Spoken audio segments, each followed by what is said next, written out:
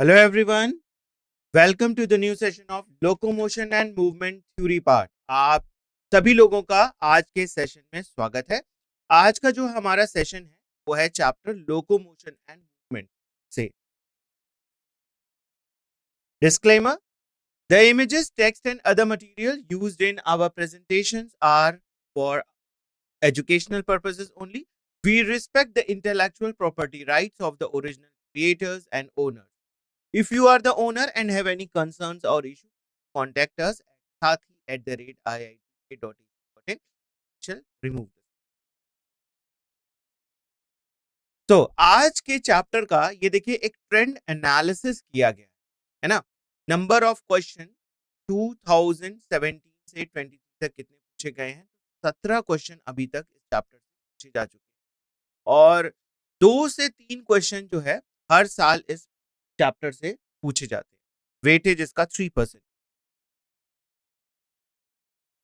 तो यहां पर देखिए डिटेल एनालिसिस आपको शो की गई है ईयर वाइज। तो 2018 में देखिए type of movement and muscle से टॉपिक से प्रश्न पूछा गया था और जो कॉन्सेप्ट यूज किया गया था इसमें वो था मसल कॉन्ट्रैक्शन, है ना। मसल कॉन्ट्रैक्शन से रिलेटेड प्रश्न पूछा गया था। नंबर ऑफ क्वेश्चंस 4 थे और ये जो है एवरेज लेवल ऑफ क्वेश्चन थे, राइट। 2019 में देखिए स्केलेटल सिस्टम एंड जॉइंट्स से रिलेटेड प्रश्न पूछा गया था। Disorder of muscular and skeletal system से भी प्रश्न पूछा गया था और जो कॉन्सेप्ट था इसमें रिब्स और मस्कुलर डिसऑर्डर से जो है वो प्रश्न। नंबर ऑफ क्वेश्चन 3 पूछे गए थे और ये average to difficult level of question. 2020 में स्केलेटल सिस्टम एंड जॉइंट से रिलेटेड प्रश्न पूछा गया था और जो कॉन्सेप्ट था वो था रिब्स। नंबर ऑफ क्वेश्चन 1, यानी कि एक ही क्वेश्चन पूछा गया था लेकिन वो डिफिकल्ट लेवल ऑफ क्वेश्चन था। 2021 में आपका मसल टॉपिक से रिलेटेड प्रश्न पूछा गया था और जो कॉन्सेप्ट था वो था मसल कॉन्ट्रैक्शन, यानी कि मसल कॉन्ट्रैक्शन कैसे होता है उससे रिलेटेड प्रश्न पूछा गया था। नंबर ऑफ क्वेश्चन 3 थे और ये एवरेज लेवल ऑफ क्वेश्चन। 2022 में disorder of muscular and skeletal system से प्रश्न पूछा गया था और जो कॉन्सेप्ट इसके पीछे था वो था muscular disorder. Number of question यहां पर भी 2 पूछे गए थे और ये difficult to average level of question. 2023 में muscle and joint topics related प्रश्न पूछा गया था। कॉन्सेप्ट जो यूज किया गया था यहां पर muscle contraction. Number of question 2 पूछे गए थे और ये जो है एवरेज लेवल ऑफ क्वेश्चन। अगर 2024 की बात करें तो यहां पर देखिए टाइप्स ऑफ जॉइंट से रिलेटेड प्रश्न पूछा गया था, डिफरेंट टाइप्स ऑफ मूवमेंट से रिलेटेड प्रश्न पूछा गया था और यहां पर जो कॉन्सेप्ट यूज किया गया था इस प्रश्न के पीछे जो कॉन्सेप्ट था वो था जॉइंट्स और muscle contraction. Number of question 3 पूछे गए थे, 3 क्वेश्चन टॉपिक से पूछे गए थे और डिफिकल्ट लेवल, अगर डिफिकल्टी लेवल की बात करें तो ये एवरेज लेवल ऑफ। तो चलिए हम आज का चैप्टर स्टार्ट करते हैं इंट्रोडक्शन से। Animal and plant exhibit wide range of movement. हमारे जो भी प्लांट्स और एनिमल होते हैं वो अपने अलग अलग तरह के मूवमेंट जो है वो करते हैं, वाइड रेंज ऑफ मूवमेंट में देखे जाते हैं। Streaming of protoplasm in the unicellular organism like amoeba is the simple form of movement. और जो हमारा यूनिसेलुलर ऑर्गेनिज्म है अमीबा, इसमें देखिए प्रोटोप्लाज्म पाया जाता है। जो लिविंग सब्सटेंस होता है उसको आप क्या कहते हैं? प्रोटोप्लाज्म। तो ये प्रोटोप्लाज्म स्ट्रीम करता है। स्ट्रीम करने का मतलब कि एक पोजीशन से दूसरे पोजीशन में ऐसे ये मूव करता रहता है ना, स्ट्रीमिंग। ये एक जगह स्थिर नहीं रहता, वो उसका प्रोटोप्लाज्म स्ट्रीम आउट करता रहता है पूरे सेल के अंदर। और हालांकि ये आपका यूनिसेलुलर ऑर्गेनिज्म है तो यूनिसेलुलर ऑर्गेनिज्म के जो इसका साइटोप्लाज्म है वो स्ट्रीम करता है इसके सेल के। Movement of cilia, flagella and tentacles are shown by many organism. अब देखिए कुछ ऑर्गेनिज्म ऐसे होते हैं कि उनमें लोकोमोटरी ऑर्गन जो होता है वो क्या होता है, कुछ में फ्लैजिला होता है, कुछ में टेंटिकल्स होते हैं। अगर सीलिया की बात करें तो हमारा यूनिसेल्युलर ऑर्गेनिज्म पैरामीशियम जो होता है, उसमें जो है आपका सीलिया एज अ लोकोमोटरी ऑर्गन पाया जाता है। इसके साथ ही जो हमारा फ्लैजिला वाला ऑर्गेनिज्म है, जिसमें कि आपके देखिए बहुत सारे फ्लैजिला जो है वाले ऑर्गेनिज्म पाए जाते हैं, जिसका एक एग्जांपल है आपका यूग्लिना। यूग्लिना में आप देखते होंगे कि फ्लैजिला पाया जाता है, राइट? और टेंटिकल्स, टेंटिकल्स आपके हाइड्रा में, सिलेंट्रेट्स का ये एग्जांपल है हाइड्रा, उसमें आपके टेंटिकल्स पाए जाते हैं। तो human being can move limbs, jaws, eyelids and tongue. और अगर हम ह्यूमन बीइंग्स में मूवमेंट की बात करें तो देखिए बहुत सारे बॉडी पार्ट्स ऐसे होते हैं जिसको वो मूव कर सकते हैं। हमारे लिम्स, लिम्स मतलब हमारे हैंड्स और लेग्स, ये दोनों मूव कर सकते हैं। जॉज, जब भी हम कोई चीज बोलते हैं और जब कोई चीज हम ना च्यू कर रहे होते हैं, अपने बकल कैविटी में लेकर उसको जब चबा रहे होते हैं या फिर च्यू कर रहे होते हैं, तो वहां पे देखिए जॉज का मूवमेंट, आईलिड्स, टंग, इन सभी चीज का मूवमेंट हमें देखने को ह्यूमन बींग मिलता है। The movement that results in the change of place और लोकेशन। मूवमेंट क्या है? अब अगर आप एक जगह पर बैठे हुए हैं, आप उठकर दूसरी जगह पर चले जाते हैं, तो ये आपका क्या हो रहा है ना, लोकोमोशन। आप एक जगह से दूसरे जगह जा रहे हैं, तो इस तरह के मूवमेंट को आप क्या कहते हैं? Locomotion. Walking, running, climbing, flying, swimming are all some forms of locomotory movements। ये हमारे सभी लोकोमोटिव मूवमेंट्स हैं। वॉक करते हैं, हम रन करते हैं, हम क्लाइंब करते हैं, फ्लाई करते हैं, स्विम करते हैं, ये सभी जो है वो लोकोमोटरी मूवमेंट के अंतर्गत आते हैं। Locomotory structure need not be different from those affecting other types of movement such as parameter.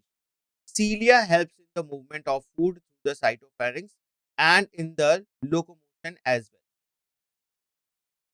देखिए जो हमारा पैरामीशियम होता है, पैरामीशियम में आप ना जो है सीलिया के थ्रू जो है वो लोकोमोशन आप देखते हैं, है ना? सीलिया जो है इसके मूवमेंट में हेल्प करता है। सीलिया जो है आपका वाटर में है ना बीटिंग प्रेजेंट करता है, और इस बीटिंग की वजह से आप यहाँ पर इसका देख सकते हैं ओरल ग्रूव होता है, कॉल्ड एज ओरल ग्रूव, है ना?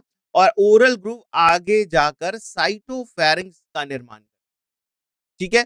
तो जब ये सीलिया यहाँ पर बीटिंग प्रोड्यूस करता है ना, तो यहाँ पर आसपास का जो वाटर होता है वो इस तरीके से सर्कुलेटरी मूवमेंट करना शुरू कर देता है, और ये वाटर को इसके जो ओरल ग्रूव है उसके अंदर ले, यहां पर अगर कोई फूड पार्टिकल है या कोई माइन्यूट ऑर्गेनिज्म है तो वो इसके ओरल ग्रूव में इस वाटर करंट के थ्रू जो है वो एंटर करता है। और वाटर करंट किसके द्वारा उत्पन्न होती है? Beating of सीलिया। इसलिए देख रहे हैं सीलिया कितना इंपॉर्टेंट है इनके लिए। ये एक जगह से दूसरी जगह स्थानांतरण में तो इनके मदद करता ही है, लोकोमोशन में मदद करता ही है, लेकिन इसके साथ साथ देखिए फूड को कैप्चर करने के लिए भी हेल्पफुल।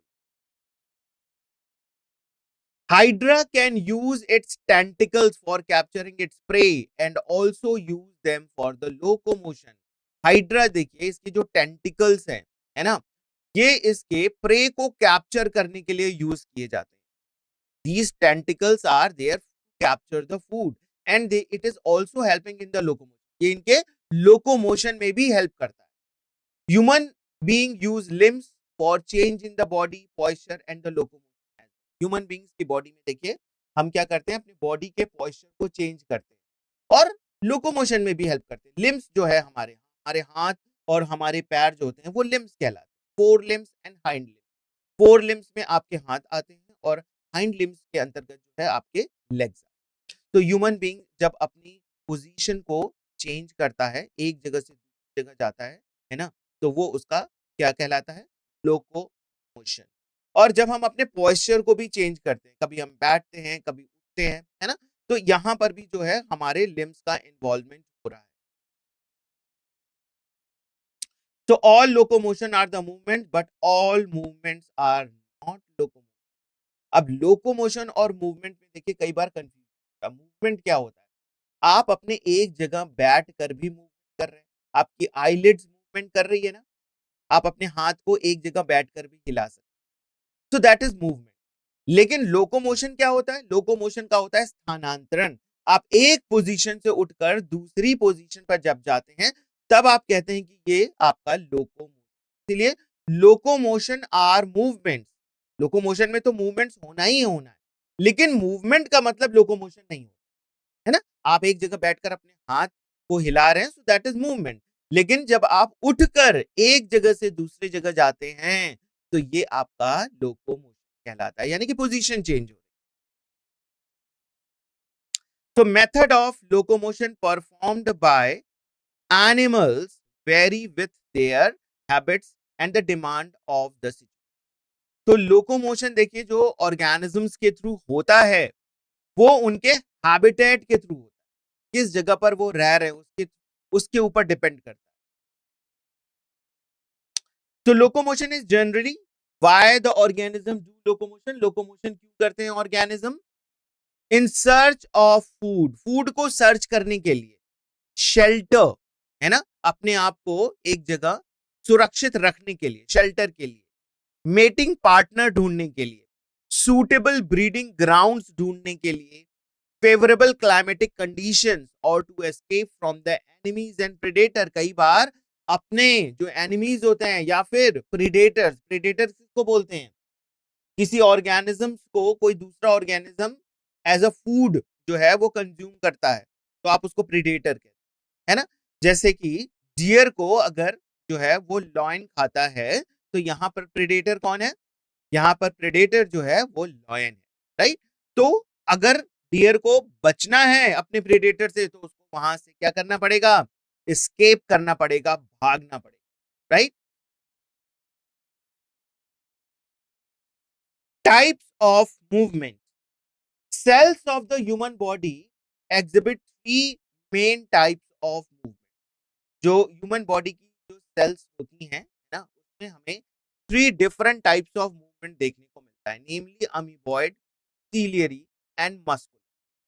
तो हमारे बॉडी में अगर आप देखेंगे तो ओवरऑल जो है आपको three different types of movement मिलेंगे, amoeboid movement, ciliary movement and muscular. Amoeboid movement की बात करते हैं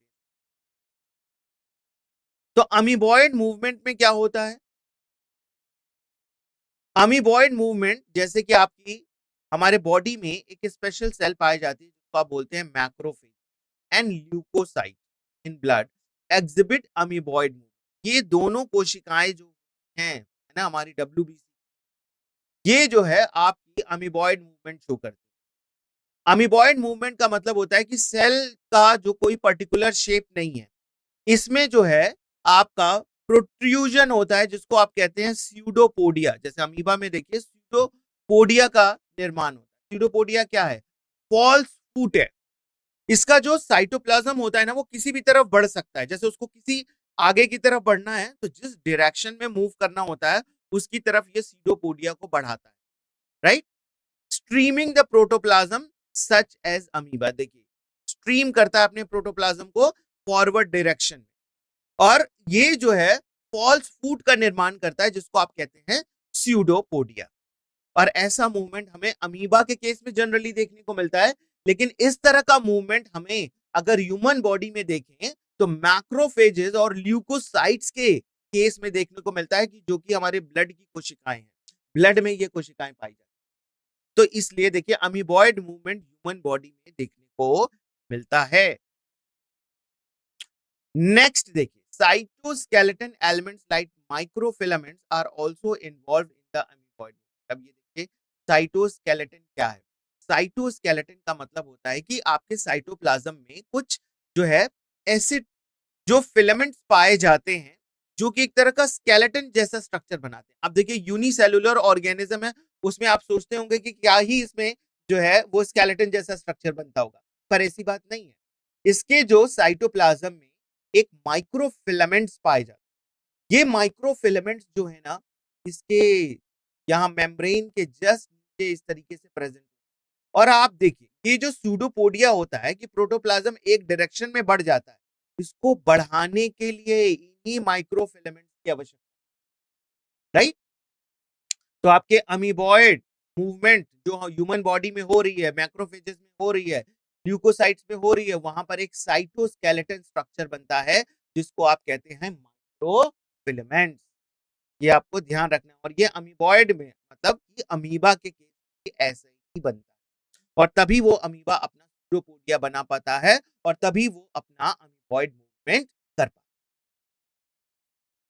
Ciliary movements occur in most of the internal tubular organ which are lined by the ciliated epithelium. Human body में आपको सभी पता होगा कि एपिथेलियल टिश्यू पाई जाती है और एपिथेलियल टिश्यू के बहुत सारे मॉडिफिकेशन है ना, cuboidal epithelium, columnar epithelium, squamous epithelium, है ना, ये बहुत तरीके के आपके एपिथेलियम सेल्स पाए जाते हैं। उनमें से एक और मॉडिफिकेशन देखा जाता है कि कुछ ऑर्गन में सीलिएटेड एपिथेलियम पाई जाती है, यानी कि एपिथेलियम सेल पर सीलिया लगी होती है, राइट। और ये इंटरनल ट्यूबुलर ऑर्गन्स में पाए जाते हैं। इंटरनल ट्यूबुलर ऑर्गन्स का मतलब होता है कि बॉडी के अंदर कुछ ट्यूब जैसे ऑर्गन्स होते हैं, है ना। अभी इसका मैं एग्जांपल दूंगा। ट्यूब जैसे ऑर्गन होते हैं, वहां पर आपको सीलिएटेड एपिथेलियम की प्रेजेंस दिखाई देती है। और ये जो है आपके सबसे बेस्ट एग्जांपल देखिए कहां पर पाए जा रहे हैं, ट्रैकिया में, है ना। यहाँ पर ट्रैकिया में पाए जाते हैं, फैलोपियन ट्यूब में पाए जाते हैं। जैसे अभी बात की गई ना कि ट्यूबुलर स्ट्रक्चर, तो देखिए फैलोपियन ट्यूब में भी वहां पर फिम्ब्रिए पाए जाते हैं। वो एक तरह के सीलिएटेड एपिथेलियम का ही रूपांतरण है और वो क्या करते हैं, एग को कैप्चर करने का काम करते हैं। तेरी बीटिंग होती है ना, तो जब एग रिलीज होता है ओवरी से, उसको कैप्चर करने का काम करते हैं। The coordinated movement of सीलिया in the trachea, इसका मतलब आपकी सीलिएटेड एपिथेलियम जो है वो ट्रैकिया रीजन में पाई जाती है। कहां पर है ट्रैकिया रीजन? ट्रैकिया रीजन जो है हमारे जो है रेस्पायरेटरी ऑर्गन का पार्ट है, राइट। आपने जब रेस्पायरेटरी ऑर्गन पढ़ा होगा तो वहां पर ट्रैकिया पढ़ा होगा और वहां पे भी मेंशन था कि वहां पर cilia present. It help us in removing the dust particle, क्योंकि आपके जो लंग है बहुत ही सेंसिटिव है, वहां पर कोई भी डस्ट पार्टिकल्स जो है वो नहीं पहुंचना। आप एयर इनहेल करते हैं तो कई बार डस्ट पार्टिकल्स हो सकते हैं। तो इन डस्ट पार्टिकल को फॉरेन सब्सटेंसेस यानी बॉडी के बाहर से कोई भी सब्सटेंस अगर आ रहा है तो उस सब्सटेंस को फॉरेन सब्सटेंस, ठीक है। तो कोई भी डस्ट पार्टिकल आ रहा है, कोई भी फॉरेन सब्सटेंस आ रहा है, उसको ट्रैकिया रीजन में ही रोकना है, फर्दर आगे नहीं जाने देना, राइट। सो ये देखिए, पैसेज ऑफ ओवा through the female reproductive tract is also facilitated by the ciliary movement. ये ओवा का जो फीमेल रिप्रोडक्टिव ट्रैक्ट में जो पैसेज होता है ना, जो मूवमेंट होता है, वो भी देखिए सीलियरी मूवमेंट के द्वारा ही किया जाता है। अभी मैंने पहले भी आपको बताया था। So the movement of our limbs, jaws, tongue, etc. require muscular movement. तो हमने अमीबॉइड मूवमेंट ह्यूमन बॉडी में कहां पाई जाती है ये देख लिया, सीलियरी मूवमेंट ह्यूमन बॉडी में कहां पाई जाती है ये देख लिया। अब थर्ड टाइप ऑफ मूवमेंट जो ह्यूमन बॉडी में पाया जाता है वो मसल्स के हेल्प से पाया जाता है और उस मूवमेंट को आप कहते हैं मस्कुलर मूवमेंट। क्या कहते हैं? Muscular movement. तो देखिए मस्कुलर मूवमेंट्स हमारे कहां पर हो रहा होता है, लिम्स, आपके फोर लिम्स, आपके हाइंड लिम्स, आपके हैंड और लेग्स। आप हैंड को फोर लिम्स कहते हैं और लेग्स को हाइंड लिम्स कहते हैं, ठीक है। तो लिम्स में हमारे मूवमेंट मसल्स के थ्रू, जॉज, आपके बोलते समय जॉज जो है मूव कर रहे होते हैं, फूड को च्यू करते समय जॉज मूव कर रहे होते हैं, वहां पे भी मसल्स का इन्वॉल्वमेंट।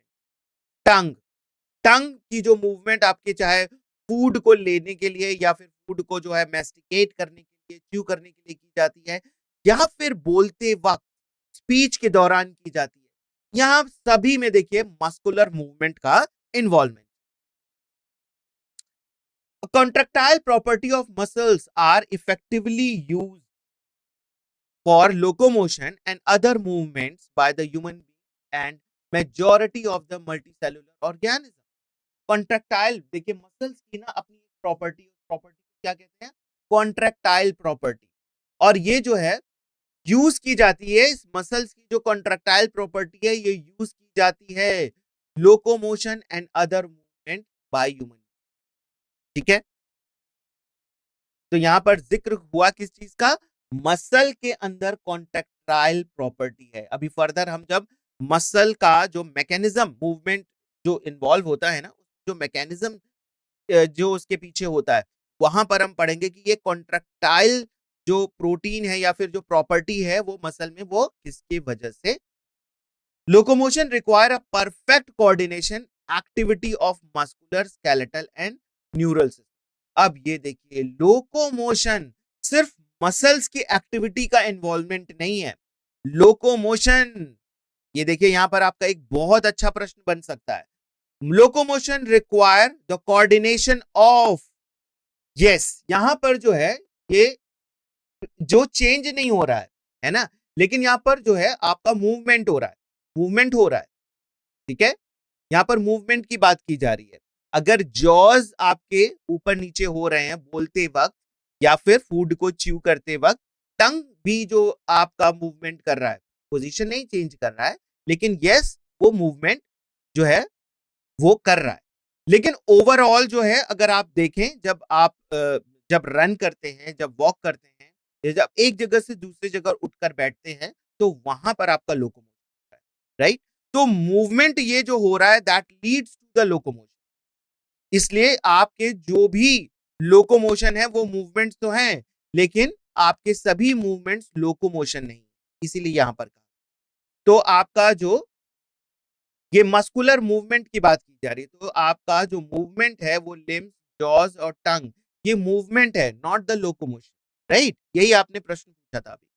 चलिए, अब ये देखिए, मैं यहां पे आपको बता रहा था कि ये एक बहुत अच्छा प्रश्न बन सकता है कि locomotion require coordination of A muscular activity, B skeletal activity, C neural neural activity या नर्वस सिस्टम की activity, and D option all of the above. तो क्या हो जाएगा इसका answer, all of the above. आपका जो लोकोमोशन इन्वॉल्व होता है, इन तीनों एक्टिविटीज का आपको इन्वॉल्वमेंट दिखेगा। मसल्स की एक्टिविटी का इन्वॉल्वमेंट दिखेगा, मसल्स इन्वॉल्व होंगे, आपके स्केलेटल सिस्टम इन्वॉल्व होगा, आपका न्यूरल सिस्टम भी इन्वॉल्व होगा। अभी जब हम इसके जो मैकेनिज्म्स की बात करेंगे मसल्स के मूवमेंट की, तो वहां पर हम देखेंगे कि किस तरीके से ये तीनों सिस्टम इन्वॉल्व होते हैं। Okay, cilia and flagella are the outgrowths of the cell membrane. अब ये जो हमारी सेल की जो मेम्ब्रेन होती है, देखिए उसी से ये सीलिया और फ्लैजिला अटैच, तो ये इनका आउटग्रोथ होता है। Flagellar movement help in swimming of the spermatozoa, maintenance of water current in the canal system of sponges, and locomotion of protozoan like euglena. Euglena के केस में मैंने पहले भी बताया था कि जहां पर फ्लैजिला पाया जाता है, और आपका जो वाटर करंट कैनाल सिस्टम जो है, पढ़ा था ना आपने स्पॉन्जेस के केस में, है ना, वहां पर भी देखिए आपके जो कॉलर सेल्स होते हैं वहां पर क्या प्रेजेंट होते हैं, इनमें भी फ्लैजिला प्रेजेंट। और जो हमारे स्पर्म्स होते हैं वो भी देखिए, उसको मूवमेंट के लिए जो है वो फ्लैजिलर मूवमेंट पाया जाता है। Muscles is a specialised tissue of mesodermal origin. अगर हम इसके ओरिजिन की बात करें at the time of embryo formation, तो मसल्स जो है वो एक स्पेशलाइज्ड टिश्यू है जो कि मेसोडर्मल ओरिजिन का है। About 40 to 50% of the body weight of the human adult is contributed by muscles. ये देखिए आपके स्टेटमेंट बेस्ड क्वेश्चन में ये पूछा जा सकता है, एक स्टेटमेंट दे सकता है, और ये अगर आपको ये परसेंटेज याद हो तो आपको पता चल जाएगा कि ये स्टेटमेंट सही या गलत है। लेकिन अगर ये परसेंटेज आप मिस आउट कर जाएंगे तो उस स्टेटमेंट क्वेश्चन को आप करेक्ट नहीं कर पाएंगे, करेक्टली जो है वो उसको हल नहीं कर पाएंगे। इसलिए देखिए छोटी छोटी जो इंफॉर्मेशन होती है, जो डेटा होते हैं, वो बहुत इंपॉर्टेंट होते हैं, जो भी चैप्टर आप पढ़िए, है ना। तो देखिए about 40 to 50% of the body weight of the human adult is contributed bye muscles. हमारी बॉडी में, ह्यूमन बॉडी में 40 to 50% जो वेट होता है वो किसका होता है, मसल्स का होता है। They have a special property like excitability. अब मसल्स में देखिए कुछ प्रॉपर्टी होती है कि मसल्स एक्साइट हो सकते हैं। कौन एक्साइट करेगा? नर्व्स। हमारे जो मसल्स होते हैं उससे नर्व्स कनेक्टेड होते हैं। तो जब मसल्स नर्व्स के थ्रू जो है वो मैसेज सेंड किए जाएंगे तो हमारी जो मसल्स है वो एक्साइट हो जाएंगी। तो देख रहे हैं नर्व्स का कोऑर्डिनेशन हो रहा है मसल्स के यूज के लिए, है ना? एक्साइटेबिलिटी। मसल्स कॉन्ट्रैक्ट कर सकते हैं, कॉन्ट्रैक्ट एंड रिलैक्स, इसलिए देखिए इसमें कॉन्ट्रैक्टाइलिटी पाई जाती है। एक्सटेंसिबिलिटी, एक्सटेंस हो सकती है, फैल सकती है, और इनमें इलास्टिसिटी भी पाई जाती है कि खिंच तो गई है लेकिन छोड़ने के बाद ये अपनी पुरानी पोजीशन पे आ जाती है। जैसे रबर होता है ना, रबर को आप खींचते हैं तो एक इस पोजीशन तक वो स्ट्रेच हो सकता है, उसके बाद नहीं। उसके बाद अगर आप स्ट्रेच करेंगे तो वो ब्रेक भी हो सकता है ना? तो हमारी मसल्स भी जो है वो स्ट्रेच हो सकती है, एक एक उसकी जो भी स्ट्रेंथ होती है वहां तक वो स्ट्रेच होगी, उसके बाद छोड़ने पर वो अपनी पुरानी पोजीशन पर आ जाती है। इसमें भी इलास्टिक प्रॉपर्टी। तो these are the property of muscle: excitability, contractility, extensibility and elasticity. Muscles have been classified using different criteria, namely location, appearance and the nature of regulation of their activities. Muscles अपने अलग अलग जो है location wise, appearance wise, है ना, आप इसको classify कर। तो देखिए लोकेशन के बेसिस पे 3 डिफरेंट टाइप्स ऑफ मसल्स देखने को हमें मिलते हैं। The first one is the skeletal muscle. हमारे बॉडी में स्केलेटल मसल्स पाए जाते हैं, विसरल मसल्स पाए जाते हैं और कार्डियक मसल पाए जाते हैं। ये 3 डिफरेंट टाइप्स ऑफ मसल्स हमारे बॉडी में प्रेजेंट होते हैं, right? Skeletal muscles are closely associated with the skeletal component of the body. हमारा बॉडी अगर देखा जाए तो एक फ्रेमवर्क पहले होता है। फ्रेमवर्क किसका बना होता है? आपका स्केलेटल सिस्टम, है ना? स्केलेटन होता है, पूरे बोन्स एसोसिएट होकर पूरा एक स्केलेटल सिस्टम बनाते हैं, और इस स्केलेटल सिस्टम से अटैच क्या होते हैं? मसल्स। जब जो मसल्स स्केलेटल से अटैच्ड होते हैं उस मसल्स को आप क्या नाम देते हैं? Skeletal muscle, right? So they are closely associated with the skeletal component of the body. What is the skeletal component of the body? Bones. तो मसल्स हमारे बोन से कनेक्टेड होते हैं, उन मसल्स को क्या कहते हैं? Skeletal muscle. अब देखिए स्केलेटल मसल्स की अपनी कुछ कैरेक्टरिस्टिक्स होती हैं, कुछ विशेषताएं होती हैं। तो they have a striped appearance. अगर लुक वाइज देखा जाए, उसके अपीयरेंस को देखा जाए, तो आपको उस पे क्या दिखाई देते हैं? स्ट्राइप्स। अब देख रहे हैं इस पे लाइनिंग आपको नजर आ रही है। तो these lining are striped appearance. ये जो लाइन का प्रेजेंस आपको दिखाई दे रहा है मसल्स के ऊपर, तो आप कहते हैं स्ट्राइप्ड अपीयरेंस। और ये आपको माइक्रोस्कोप में देखने को मिलता है, पे आपको दिखाई देगा ये striped appearance, and hence are called striated. तो ये स्ट्राइप्ड की वजह से आप इसको कहते हैं striated muscle. Since their activity are under the voluntary control of the nervous system and so they are known as voluntary muscle. आप अपनी स्वेच्छा से यहां पर मसल्स के मूवमेंट को करा सकते हैं। आपको अगर एक जगह से दूसरी जगह उठकर जाना हो, आपके टीचर ने बुलाया कि बेटा यहां पर आके सुनो, अपनी नोटबुक को देखो, तो आप अपनी सीट से उठेंगे, अपने टीचर के समक्ष जाएंगे, वहां पर उनके पास जाएंगे अपनी नोटबुक को देखने के लिए। तो यहां पर आपकी इच्छा क्या थी? कि मैं अपने टीचर्स तक पहुंच। तो यहां पर आपका अपना इन्वॉल्वमेंट है, आपकी अपनी स्वेच्छा से यहां पर मूवमेंट हो रहा है। तो ऐसे मूवमेंट्स को आप क्या कहते हैं? वॉलंटरी, जो कि आपके विल के कंट्रोल में है, आपके अपने कंट्रोल में है, उसको आप क्या कहते हैं? Voluntary, right? उसको आप कहते हैं voluntary muscle. So they are primarily involved in the locomotory action and the change of body posture. ये प्राइमरली किस चीज के लिए इन्वॉल्व है? लोकोमोटरी एक्शन, लोकोमोशन करने के लिए इन्वॉल्व है स्केलेटल मसल। और बॉडी पोस्चर के लिए भी, कभी आप लेट जाते हैं, कभी आप बैठ जाते हैं, कभी आप उठ जाते हैं, खड़े हो जाते हैं, फिर रन करना शुरू करते हैं। तो यहाँ पर बॉडी पोस्चर हर कंडीशन में डिफरेंट है, राइट? तो आप अपने बॉडी पोस्चर को चेंज कर रहे हैं, किसकी सहायता से चेंज कर रहे हैं? मसल्स। और ये मसल्स आपकी अपनी इच्छा के साथ जो है, और इसमें देखिए नर्वस सिस्टम का भी इन्वॉल्वमेंट, राइट। तो विसरल मसल्स आर लोकेटेड, अब देखिए सेकंड टाइप जो मसल्स है वो आपकी visceral muscle. Visceral muscles are located in the inner walls of the hollow visceral organs of the body like alimentary canal, reproductive tract, etc. है ना, ये हमारे एलिमेंट्री कैनाल में और रिप्रोडक्टिव ट्रैक्ट में ये present.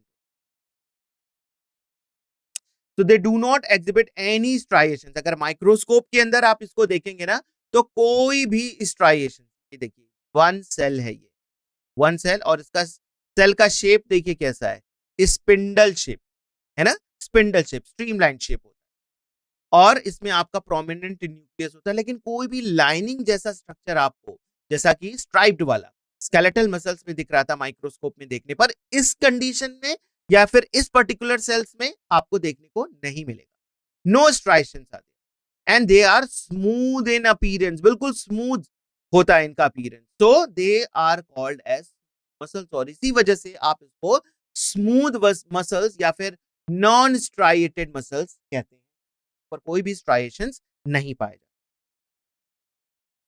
So their activities are not under the voluntary control of the nervous system and therefore known as involuntary. इसका control आपके अपने विल के अंदर नहीं, आप इसके मूवमेंट को कंट्रोल नहीं कर सकते, राइट। देखिए हमारे एलिमेंट्री कैनाल का अगर आप सोचें, हमारा माउथ होता है, देन बकल कैविटी होती है, देन इसके बाद आपका फेरिंग्स, ईसोफेगस, स्टमक, है ना, small intestine, large intestine, rectum, then anus, ये पूरा हमारा एलिमेंट्री कैनाल। अब इस एलिमेंट्री कैनाल में फूड कहां पर है खाने के बाद, क्या आपको पता चल पाता है कि ईसोफेगस में है, अभी स्टमक में है, अभी इंटेस्टाइन में है, अभी लार्ज इंटेस्टाइन में? कभी पता चल पाता है? नहीं पता। क्यों? क्योंकि यहां पर हमारा कंट्रोल नहीं है।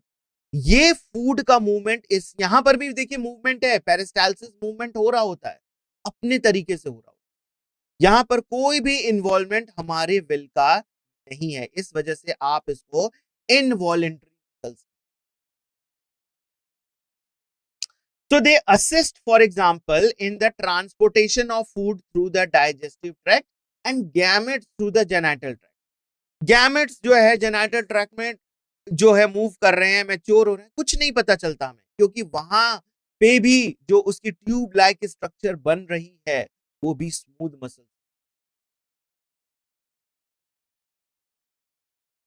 अब जो थर्ड टाइप का मसल्स है वो देखिए कौन सा मसल्स है, कार्डियक मसल। कार्डियक मसल्स आपके सिर्फ एक ही ऑर्गन में पाए जाते हैं, वो है आपका वेरी इंपॉर्टेंट ऑर्गन, और वो है क्या, आपका हार्ट। हार्ट जो है वो बहुत ही इंपॉर्टेंट ऑर्गन है, और वहां पर आपको कार्डियक मसल्स पाए जाते हैं। So many cardiac muscle cells assemble in branching pattern to form the cardiac muscle.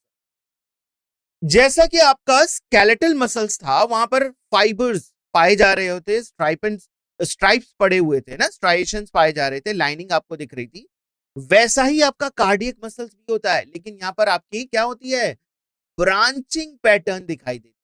Skeletal muscles में ब्रांचिंग पैटर्न नहीं थी, लेकिन यहां पर आपके कार्डियक मसल्स में आपको ब्रांचिंग पैटर्न दिखाई देती।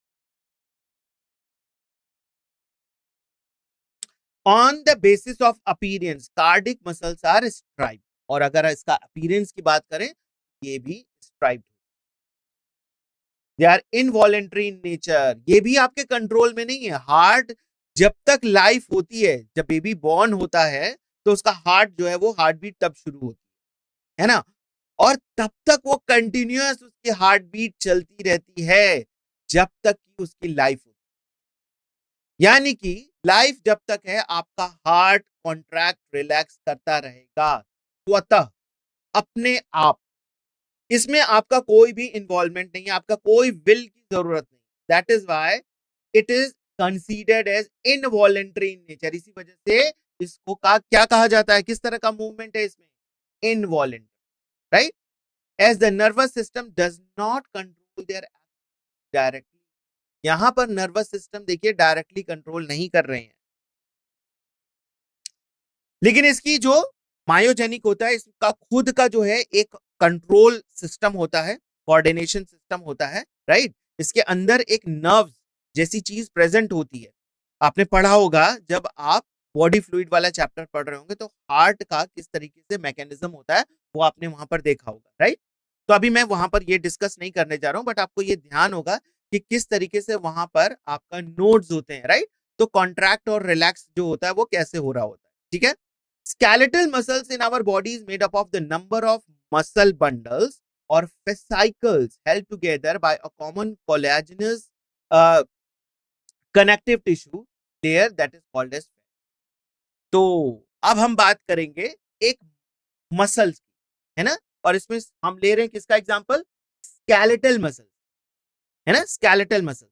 तो स्केलेटल मसल्स आपको देखिए यहां पर ये स्ट्रक्चर दिखाया गया है, diagrammatic cross sectional view of a muscle showing the muscle bundles and the muscle fiber। तो ये आपका देख सकते हैं, ये छोटे छोटे आपके क्या हैं, these are the muscle bundles। और ये पूरा आपका बंडल है, this is one bundle, this is second, this is third, fourth, like this। और इसके अंदर आप ये क्या देख रहे हैं, small small, these are muscle fiber और muscle cells, ठीक है।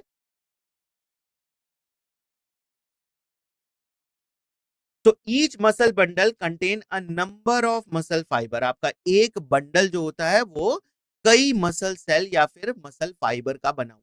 फाइबर और सेल से कंफ्यूज मत होइएगा, कहीं पे भी फाइबर लिखा है यानी कि वो एक सेल की बात कर रहे हैं, मसल फाइबर यानी muscle cell, okay. Now each muscle fibre यानी कि each muscle cell is lined by the plasma membrane. आपको ये पता है कि हर सेल का अपना एक प्लाज्मा मेम्ब्रेन होता है, तो यहां पर मसल सेल का भी अपना एक प्लाज्मा मेम्ब्रेन होता है, लेकिन इसके प्लाज्मा मेम्ब्रेन को क्या कहा जाता है, सार्कोलेमा।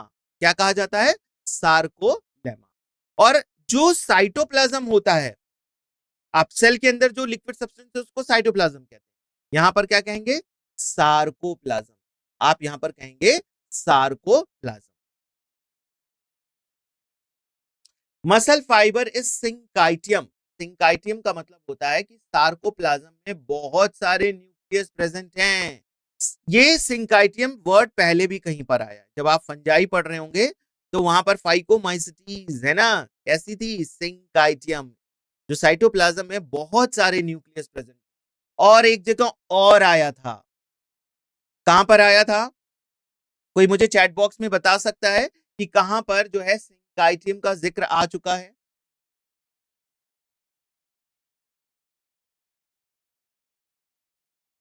देखिए सिंकाइटियम का जिक्र आपका आता है कोकोनट के एंडोस्पर्म में, वहां पर भी जो लिक्विड एंडोस्पर्म है वहां पर क्या है, लिक्विड एंडोस्पर्म में बहुत सारे न्यूक्लियस, राइट।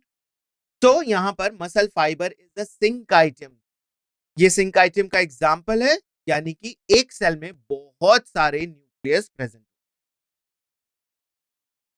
एंडोप्लाज्मिक रेटिकुलम की बात करें, देखिए इसके एंडोप्लाज्मिक रेटिकुलम को भी हम क्या कहते हैं, sarcoplasmic reticulum of muscle fibre, and this is the store house of the calcium ion. आपका जो एंडोप्लाज्मिक रेटिकुलम होता है उसके अंदर बहुत सारे कैल्शियम आयन प्रेजेंट, ठीक है। तो इस एंडोप्लाज्मिक रेटिकुलम के जो मसल्स में पाए जाते हैं उसको स्पेशल नेम दिया जाता है, that is called as sarcoplasmic reticulum. तो मैं दोबारा से रिपीट कर रहा हूं, मसल फाइबर की plasma membrane sarcolemma, muscle fibre का साइटोप्लाज्म सार्कोप्लाज्म, मसल फाइबर के एंडोप्लाज्मिक रेटिकुलम को सार्कोप्लाज्मिक रेटिकुलम कहा जाता है, and this is the store house of calcium ion. इस कैल्शियम आयन का मस्कुलर मूवमेंट में बहुत योगदान होता है। अभी जब हम मैकेनिज्म पढ़ेंगे तो देखिए वहां पर कैल्शियम आयन से ही सब कुछ स्टार्ट होता है। तो अगर कैल्शियम की कमी हो गई तो आपके मस्कुलर मूवमेंट जो है वो प्रॉपर्ली नहीं हो पाएंगे, ओके। ये पॉइंट आपको ध्यान रखना है, 2023 में इससे रिलेटेड प्रश्न भी पूछा गया है। A characteristic feature of the muscle fiber is the presence of large number of parallelly arranged filaments in the sarcoplasm, and that is called as myofilaments or myo। अब इस मसल फाइबर के अंदर एक बहुत इंपॉर्टेंट फीचर होता है कि यहां पर जो है large number of filaments attached होते हैं पैरेलल, छोटे छोटे फिलामेंट्स होते हैं, they are parallelly arrange in the sarcoplasm and these filaments are called as myofilaments और myofibrils. Okay, so each myofibril has alternate dark and light bands on it. Her myofibrils को अगर आप ध्यान से देखेंगे तो आपको दो पैटर्न दिखेगा, एक आपको डार्क बैंड दिखाई देगा, एक आपको light band. Myofibril has the striated appearance is due to the distribution pattern of the two important protein. और जब हम अपीयरेंस की बात कर रहे थे स्केलेटल मसल की, तो वहां पर हमने ये बताया था कि इस पे स्ट्राइएशंस पाए जाते हैं, इसके ऊपर लाइनिंग आपको दिखाई देती है. ये लाइनिंग किसकी वजह से है? इसी डार्क एंड लाइट बैंड. और ये जो डार्क एंड लाइट बैंड आपको मसल्स के अंदर दिखाई देता है, इसके जो जो आपका सेल है ना, मसल की जो सेल है उसके अंदर आपके जो मायोफिब्रिल्स होते हैं उनके अरेंजमेंट की वजह से दिखाई देता है, क्योंकि इसके ऊपर डार्क और लाइट बैंड्स. ये जो डार्क और लाइट बैंड्स बन रहे हैं ये एक इंपॉर्टेंट प्रोटीन की वजह से बनते हैं. दो important protein, actin and myosin. Clear है ना? दोबारा रिपीट करता हूं एक बार. स्ट्राइएटेड मसल्स पे स्ट्राइएशंस पाए जाते हैं, ऑल्टरनेट डार्क लाइट बैंड ऐसे आपको प्रेजेंट दिखाई देता है. ये क्यों दिखाई देता है? क्योंकि इसकी जो मसल फाइबर होती है उसमें मेयोफिलामेंट्स पाए जाते हैं, है ना. मेयोफिलामेंट्स यानी कि कुछ प्रोटीन के इंपॉर्टेंट जो है वो स्ट्रक्चर्स होते हैं, और ये जो मेयोफिलामेंट्स होते हैं ये दो इंपॉर्टेंट प्रोटीन से बने होते हैं. ये हैं आपके एक्टिन एंड मायोसिन. इनका अरेंजमेंट ऐसा होता है कि डार्क एंड लाइट बैंड का अपीयरेंस हमें स्केलेटल मसल में नजर आता है. A light band contain actin and it is called as I band or isotropic. बहुत ध्यान से देखिए, सुनिए यहां पर. लाइट बैंड जो होते हैं वो किसकी वजह से होते हैं? आई बैंड या फिर आइसोट्रॉपिक बैंड कहा जाता है. जबकि आपके जो डार्क बैंड होते हैं वो ए और एनिसोट्रॉपिक, और ये किसके बने हुए हैं? ये बने हुए हैं मेयोसिन के. तो आपका जो डार्क बैंड होता है उसको हम ए बैंड के नाम से भी जानते हैं, राइट. और वो बना किससे? प्रोटीन से होता है, मेयोसिन से, राइट. जबकि आपका लाइट बैंड जो होता है वो आपका एक्टिन का बना होता है. तो actin and myosin proteins are arranged as a rod like structure.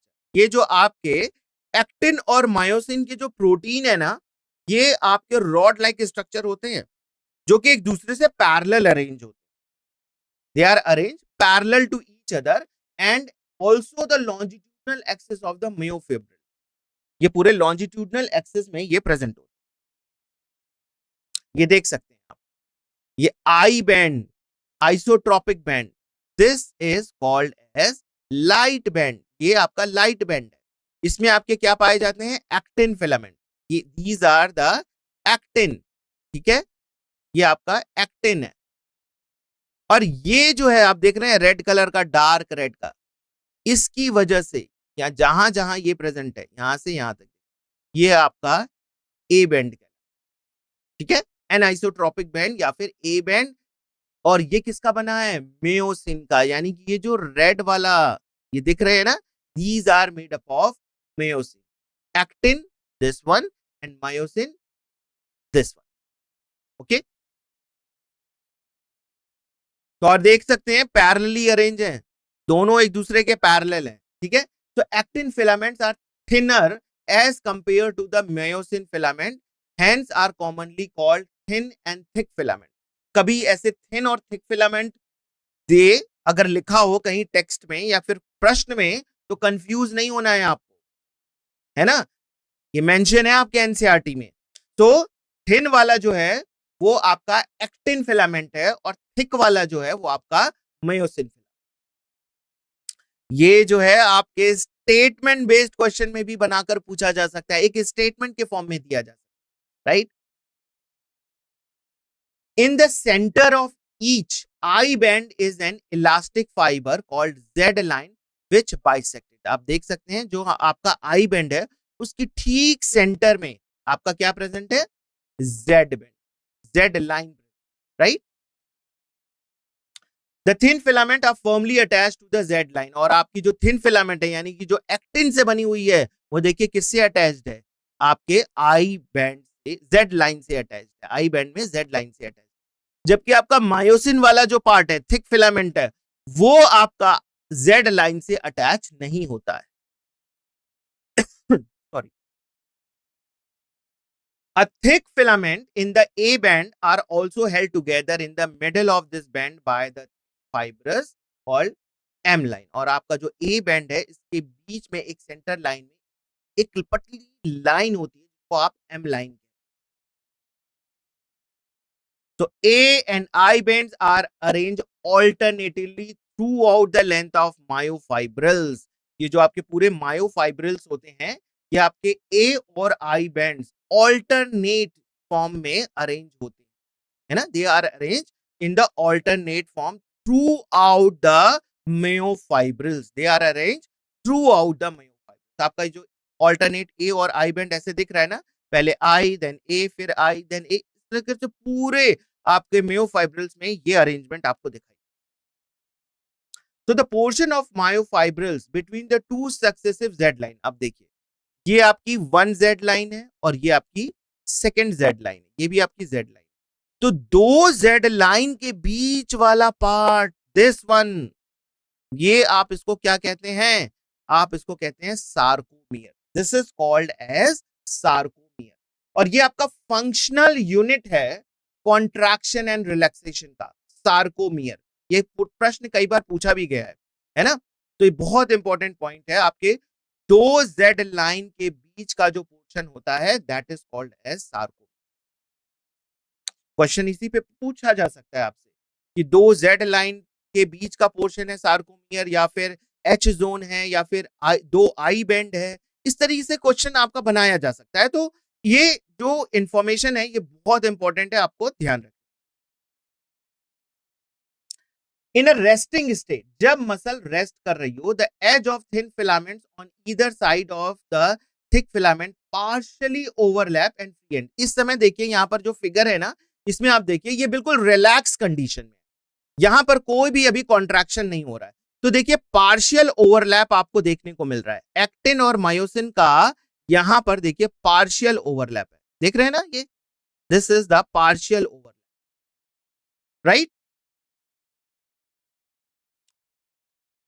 This central part of the thick filament not overlapped by the thin filament is called H zone. और ये वाला जो रीजन है, जब रिलैक्स कंडीशन में आपका muscle होता है तो वो वाला थिक पार्ट मसल का या मायोफाइब्रिल्स जो कि ओवरलैप नहीं करता है थिन फिलामेंट से, उसको आप क्या कहते हैं? H zone. लेकिन जब यही कॉन्ट्रैक्ट करता है, ये पूरा का पूरा जेड लाइन खिंचती है, आपका ये जो एक्टिन है ना ये खिंचता है और ये पूरा का पूरा ओवरलैप हो जाता है। तो जेड एच जोन जो है वो कॉन्ट्रैक्शन के टाइम मिनिमाइज होता है और रिलैक्स के टाइम में मैक्सिमम। ठीक है, अभी हम देखेंगे इसका मैकेनिज्म जब होगा, जब मैकेनिज्म डिस्कस करेंगे तो किस तरीके से ये स्लाइड करती है, ये ना एक्टिन और फिलामेंट कैसे स्लाइड करती हैं ये हम देखेंगे। Structure of a contractile protein, अब देखिए जब स्टार्टिंग में मसल्स की बात की गई थी तो वहां पर बताया गया था कि मसल्स की अपनी एक प्रॉपर्टी होती है कि मसल के पास कॉन्ट्रैक्टाइल प्रोटीन पाए जाते हैं, राइट? तो ये देखिए मसल में हमारे म्योफिलामेंट्स जो हैं वो आपके दो तरीके के होते हैं, एक्टिन जो थिन फिलामेंट कहलाता है और म्योसिन जो आपका थिक फिलामेंट कहलाता है, और इसका जो मोनोमर है वो मीरोमायोसिन। तो इसका डिटेल स्ट्रक्चर एक बार हम देखते हैं। Each actin thin filament is made up of 2F filament actin. हमारा जो ईच एक्टिन थिन फिलामेंट होता है ना, ये दो फिलामेंटस एक्टिन का बना हुआ है, 2F actin helically bound to each other. Each F actin is a polymer of monomeric globular protein. Globular, आपका जो F यानी कि फिलामेंट एक्टिन जो होता है वो किसका बना होता है? इसका मोनोमर G एक्टिन होता है। G एक्टिन जब पॉलीमर के फॉर्म में हो जाता है ना तो वो आपका F एक्टिन बना।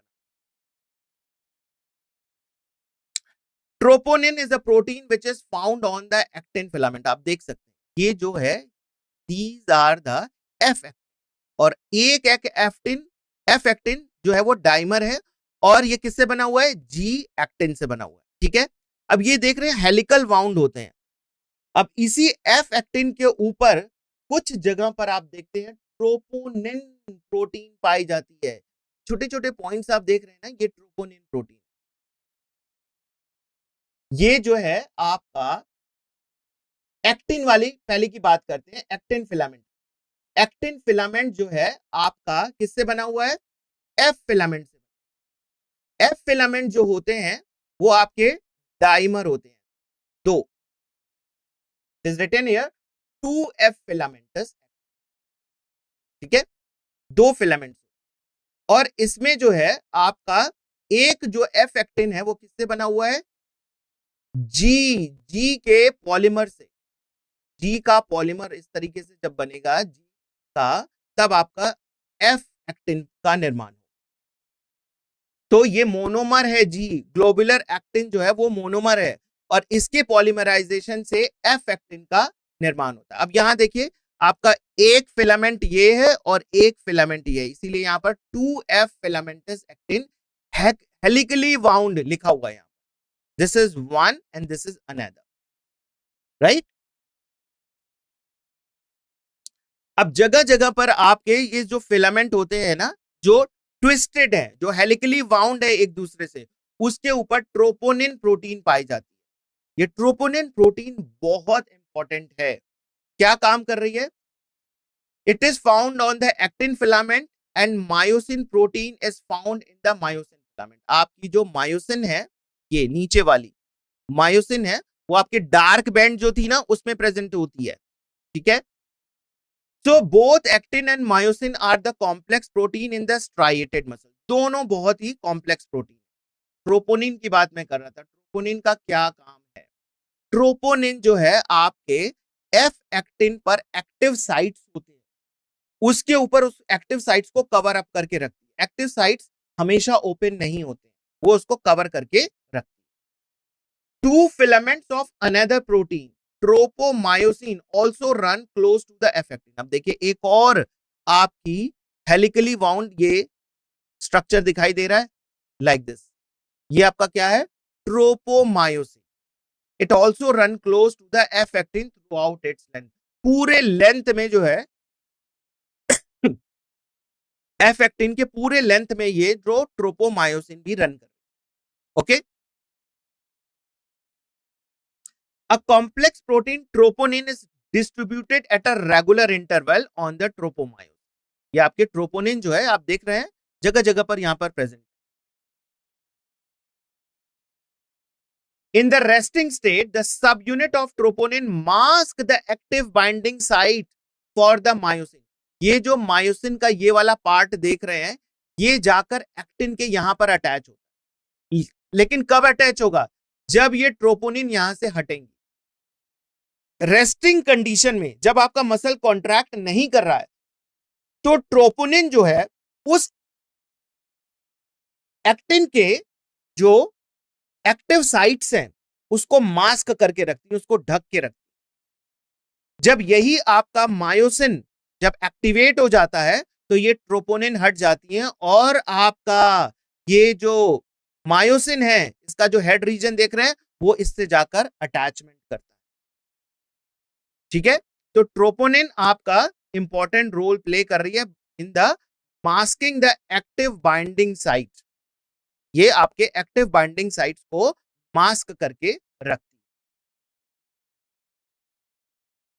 तो ईच मायोसिन, अब ये वाले नीचे नीचे मायोसिन की बात की जा रही है। एक्टिन में तीन चीजें थी आपका, एफ एक्टिन, ट्रोपोनिन, ट्रोपोमायोसिन। ठीक है, ये हमने डिस्कस कर लिया। अब नेक्स्ट देखिए नीचे वाला मायोसिन जो आपका थिक फिलामेंट में पाया जाता है, ये भी पॉलीमराइज्ड प्रोटीन।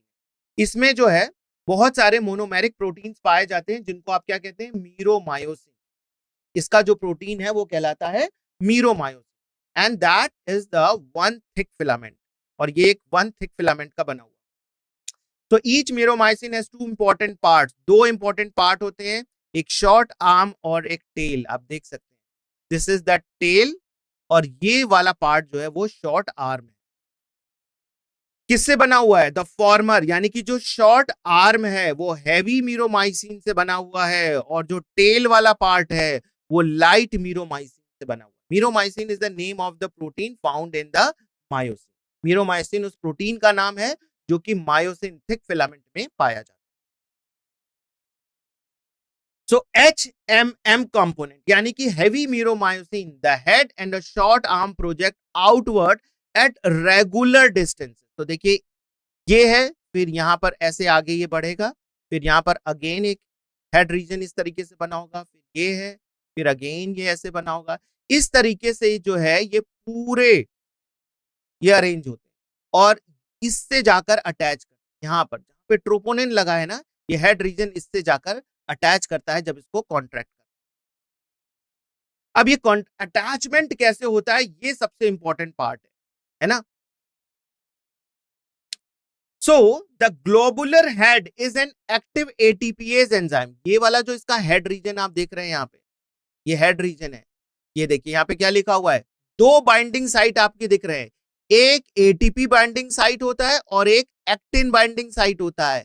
तो एक्टिन बाइंडिंग साइट जहां पर ट्रोपोनिन अटैच है ना, जब ये ट्रोपोनिन यहां से हटेगा तो एक्टिन बाइंडिंग साइट वहां पर जाकर लगे और आपका यहां पर एक एटीपी भी आके अटैच होता है, यानी कि ये एनर्जी रिक्वायर्ड जो है मैकेनिज्म, यहां पर एनर्जी की आवश्यकता है, एटीपी खर्च हो रहा है, ठीक है।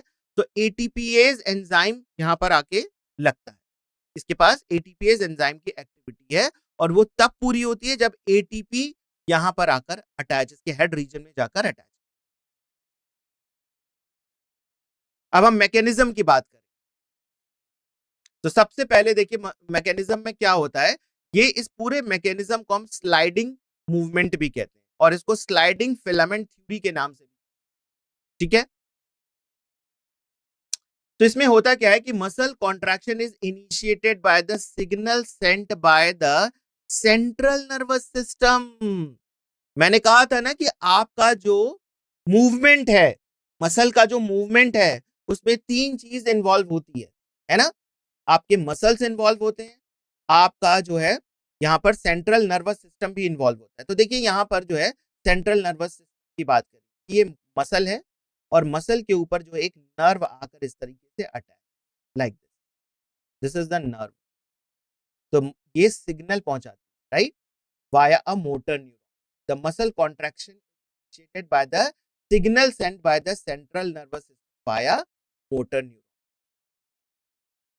A motor neuron along with the muscle fiber connected to it constitute a motor unit। ये एक मोटर यूनिट बनाती है, जहां पर मसल से आपकी नर्व्स कनेक्ट होती हैं, वहां पर एक मोटर यूनिट बनता है।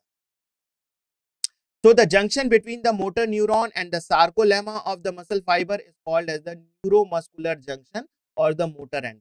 जहां पर आपका मोटर न्यूरॉन बनता है या फिर मोटर यूनिट जहां पर बनता है, वहां पर सार्कोलेमा, सार्कोलेमा क्या है, मसल फाइबर का मेम्ब्रेन, प्लाज्मा मेम्ब्रेन, है ना।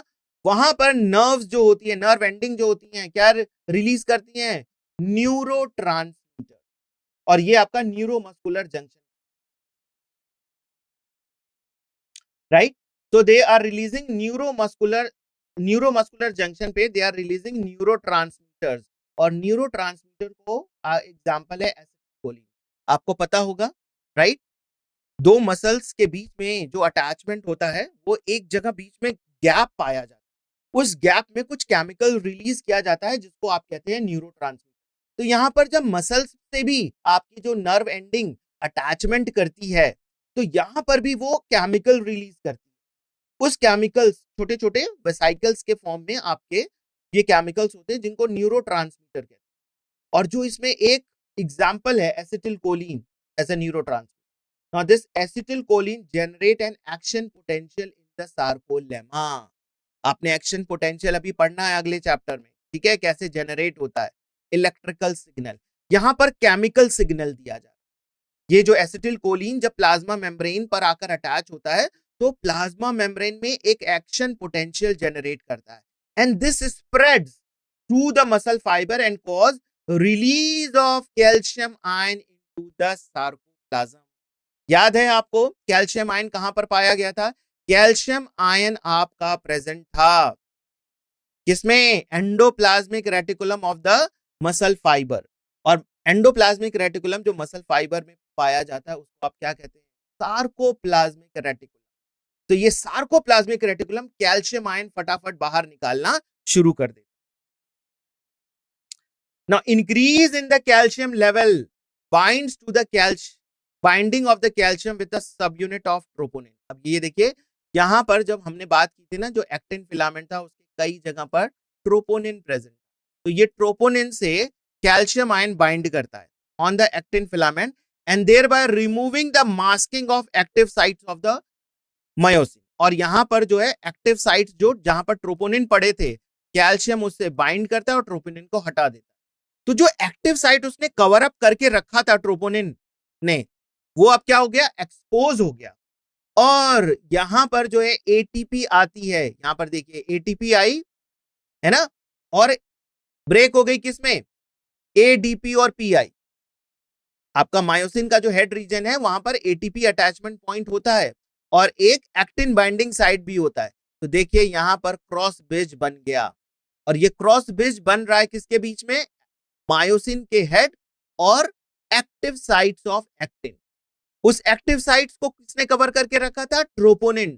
ट्रोपोनिन को किसने हटाया? कैल्शियम आयन ने। कैल्शियम आयन कहां से आया? सार्कोप्लाज्मिक रेटिकुलम से। सार्कोप्लाज्मिक रेटिकुलम से कैल्शियम आयन क्यों निकला? क्योंकि आपका जो न्यूरोमस्कुलर जंक्शन था वहां पर एक सिग्नल जनरेट किया गया, वहां पर एक एसिटिलकोलिन न्यूरोट्रांसमीटर रिलीज किया गया जो कि सार्कोप्लाज्मिक रेटिकुलम हो।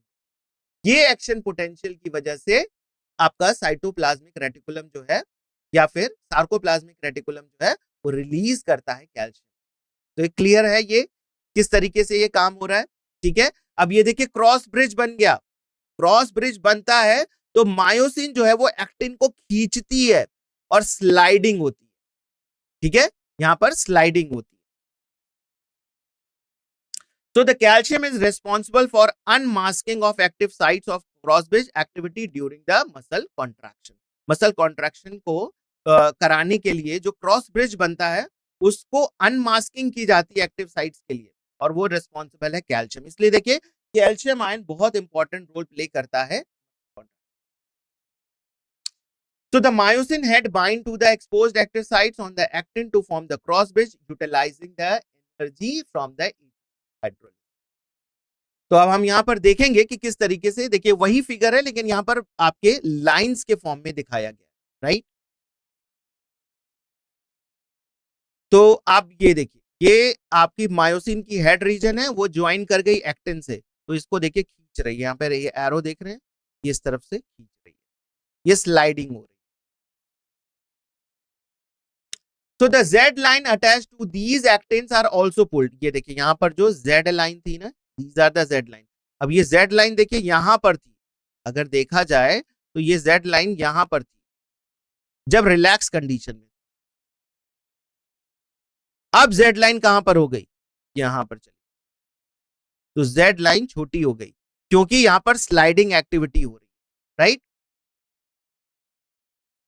So sliding filament theory was given by Huxley and Huxley 1954, and it stated that actin and myosin filaments do not become short but rather slide past।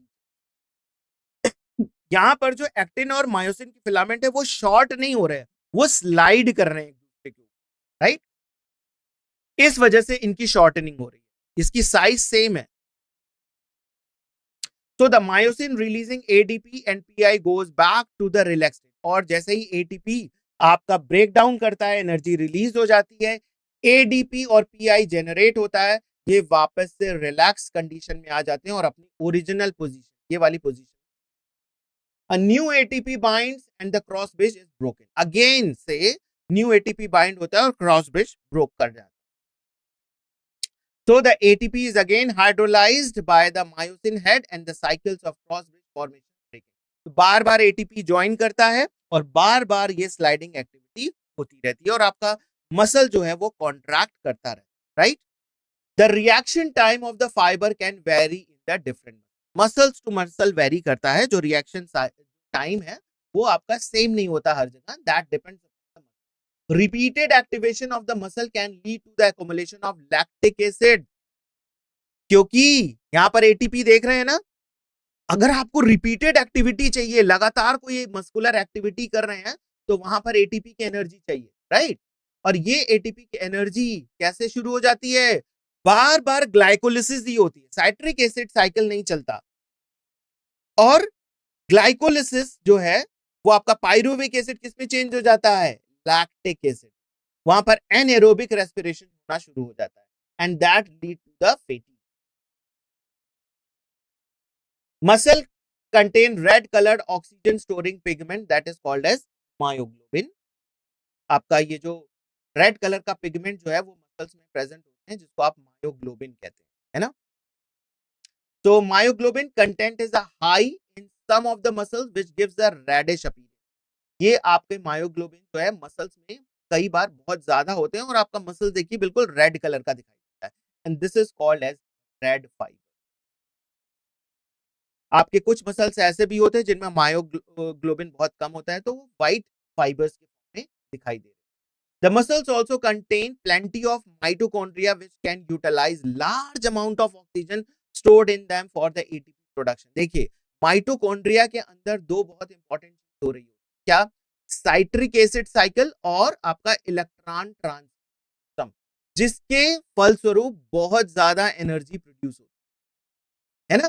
तो mitochondria जो है वो बहुत इंपॉर्टेंट है आपका, है ना। और आपने देखा कि एटीपी की जरूरत पड़ती है मसल्स के कॉन्ट्रैक्शन के लिए, तो मसल्स में बहुत ज्यादा मात्रा में, बहुत ज्यादा नंबर्स में आपके माइटोकॉन्ड्रिया प्रेजेंट होते हैं, जो कि एरोबिक मसल्स आपकी होती है, जो जिसमें ज्यादा पाए जाते हैं वो आपके एरोबिक मसल्स, यानी कि वहां पर एरोबिक रेस्पिरेशन हो रही है। The muscle possesses very less quantity of myoglobin and therefore appear pale or whitish and that is called as white fibers। कई बार ये white color के होते हैं fibers, so दो why they are having the white fibers, क्योंकि वहां पर जो है आपका पिगमेंट जो है मसल्स के अंदर जो पाया जाता है मायोग्लोबिन, उसकी मात्रा कम है, right. In white fibres number of mitochondria are few, बहुत कम होते हैं mitochondria, and the amount of sarcoplasmic reticulum is high and they depend upon the anaerobic process of energy। यहाँ पर anaerobic process है ना, सिर्फ ग्लाइकोलिसिस प्रोसेस से जो है वो उसको एनर्जी मिल रही है। स्केलेटल, अब हम बात करेंगे स्केलेटल सिस्टम की, हमारा मसल्स वाला पार्ट खत्म हो गया, अब हम बात करेंगे स्केलेटल। तो skeletal system consist of the framework of bones and few cartilage. ज्यादातर जो स्केलेटल सिस्टम होता है हमारा बोन्स और कार्टिलेज का बना होता है। स्केलेटल सिस्टम बहुत इंपॉर्टेंट रोल करते हैं मूवमेंट में इसका बहुत इंपॉर्टेंट रोल होता है। आप देखिए, आप इमेजिन करिए कि आप फूड को च्यू कर रहे हैं विदाउट एनी जॉ, कर पाएंगे, नहीं कर पाएंगे। अगर हमारे लिम्ब बोन्स ना होते तो हम कैसे किसी भी चीज को होल्ड कर पाते, है ना। तो the production of body heat is not a function of the skeletal, है ना। बॉडी का जो प्रोडक्शन होता है, हमारी बॉडी में हीट प्रोड्यूस हो रही है, वो आपके स्केलेटल सिस्टम का पार्ट नहीं है, वो स्केलेटन से नहीं शुरू होता है, आपका हीट प्रोड्यूस नहीं होता है, वो मसल्स में। तो bone and cartilage are specialised connective tissue and the former has a very hard matrix due to the calcium salt in it and latter has a slightly pliable matrix the chondrins. दो तरीके के salt पाए जाते हैं, bones के अंदर calcium salt पाया जाता है, इस वजह से ये काफी हार्ड होता है, कैल्शियम कार्बोनेट ये काफी हार्ड होता है।